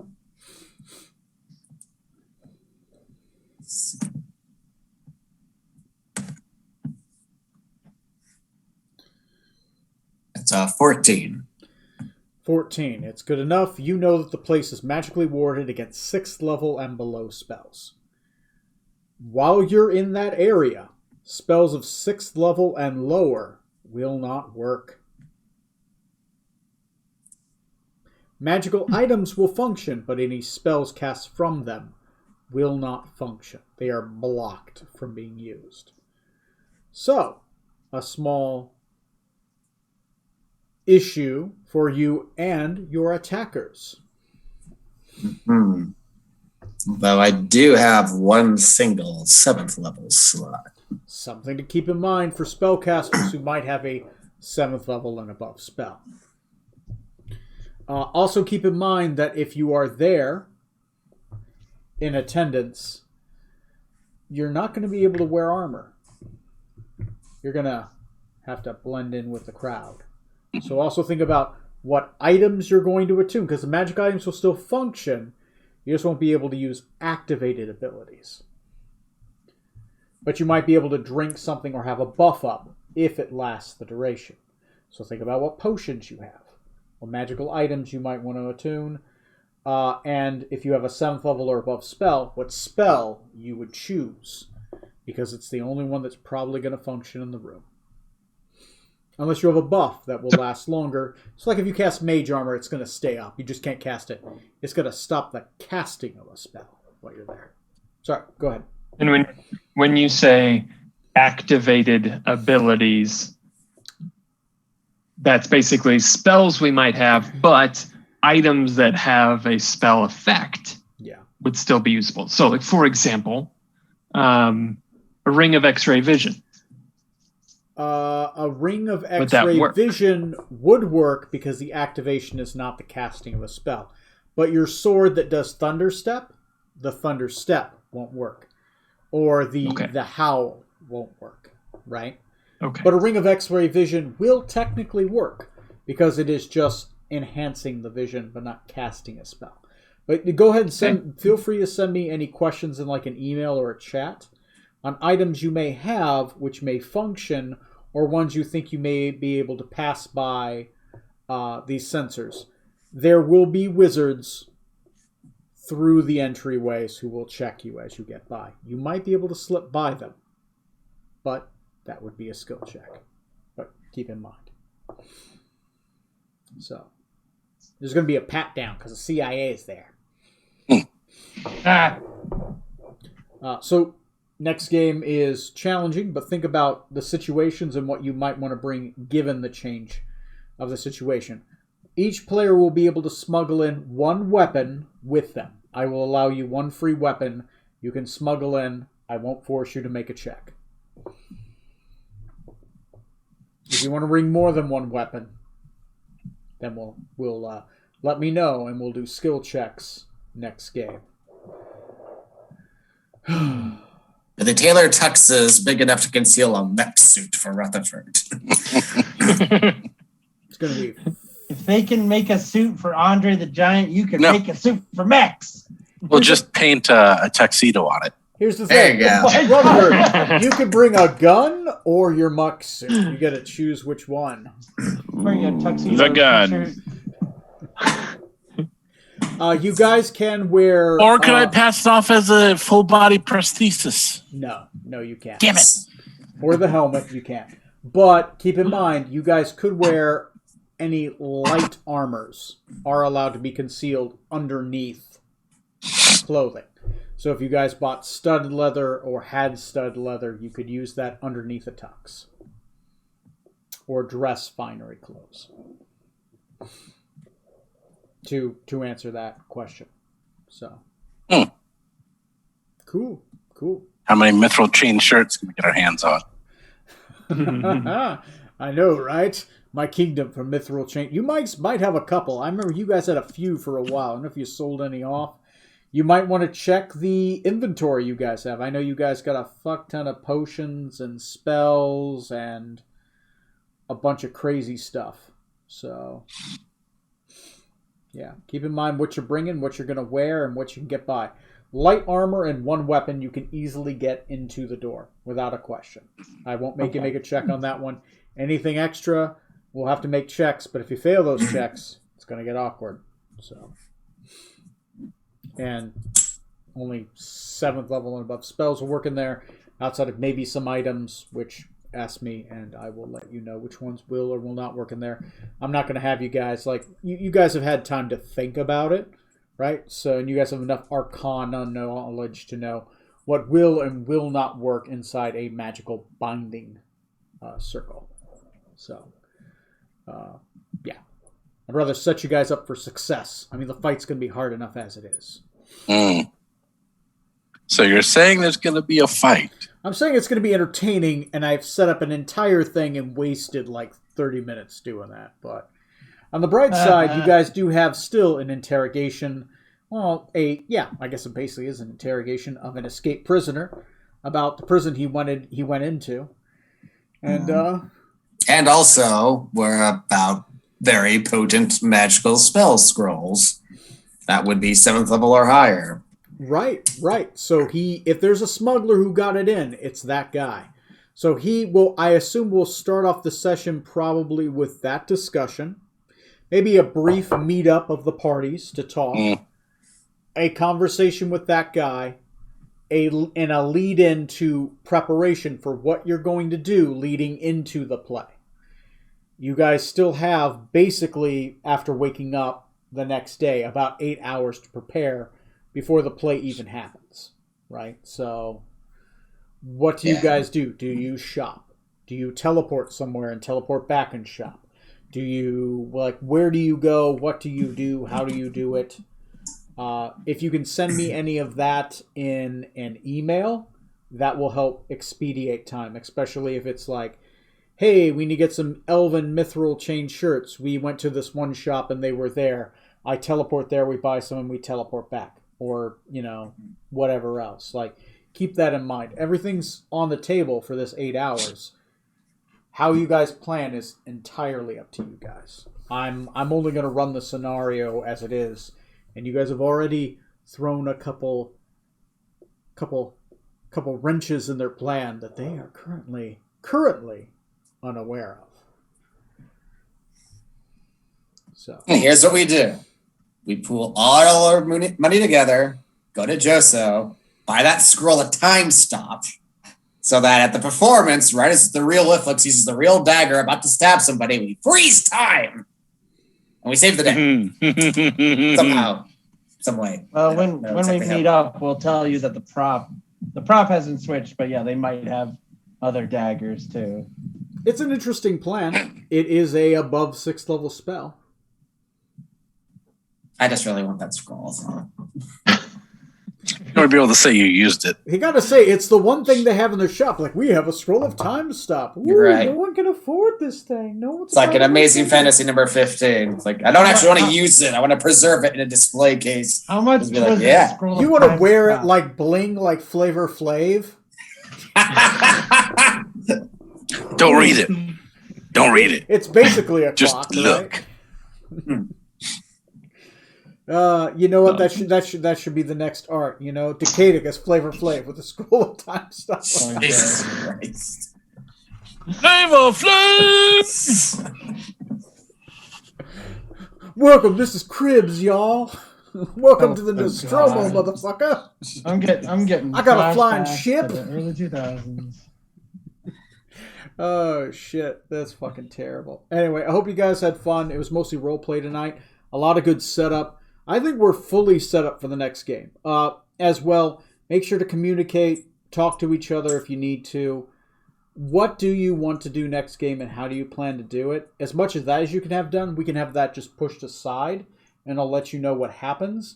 That way we can get right into the meat of the next game. So yeah, welcome to the Ysaria. Welcome to Sea Hall. I'm glad you guys enjoyed the capital, right? Fish tacos and tours of the local museums and playhouses, right? This is a regular old vacation for the crew of Nostromo, so it's great. All right. Well, I'll see you guys in episode 83. I'm going to stop recording and stop streaming.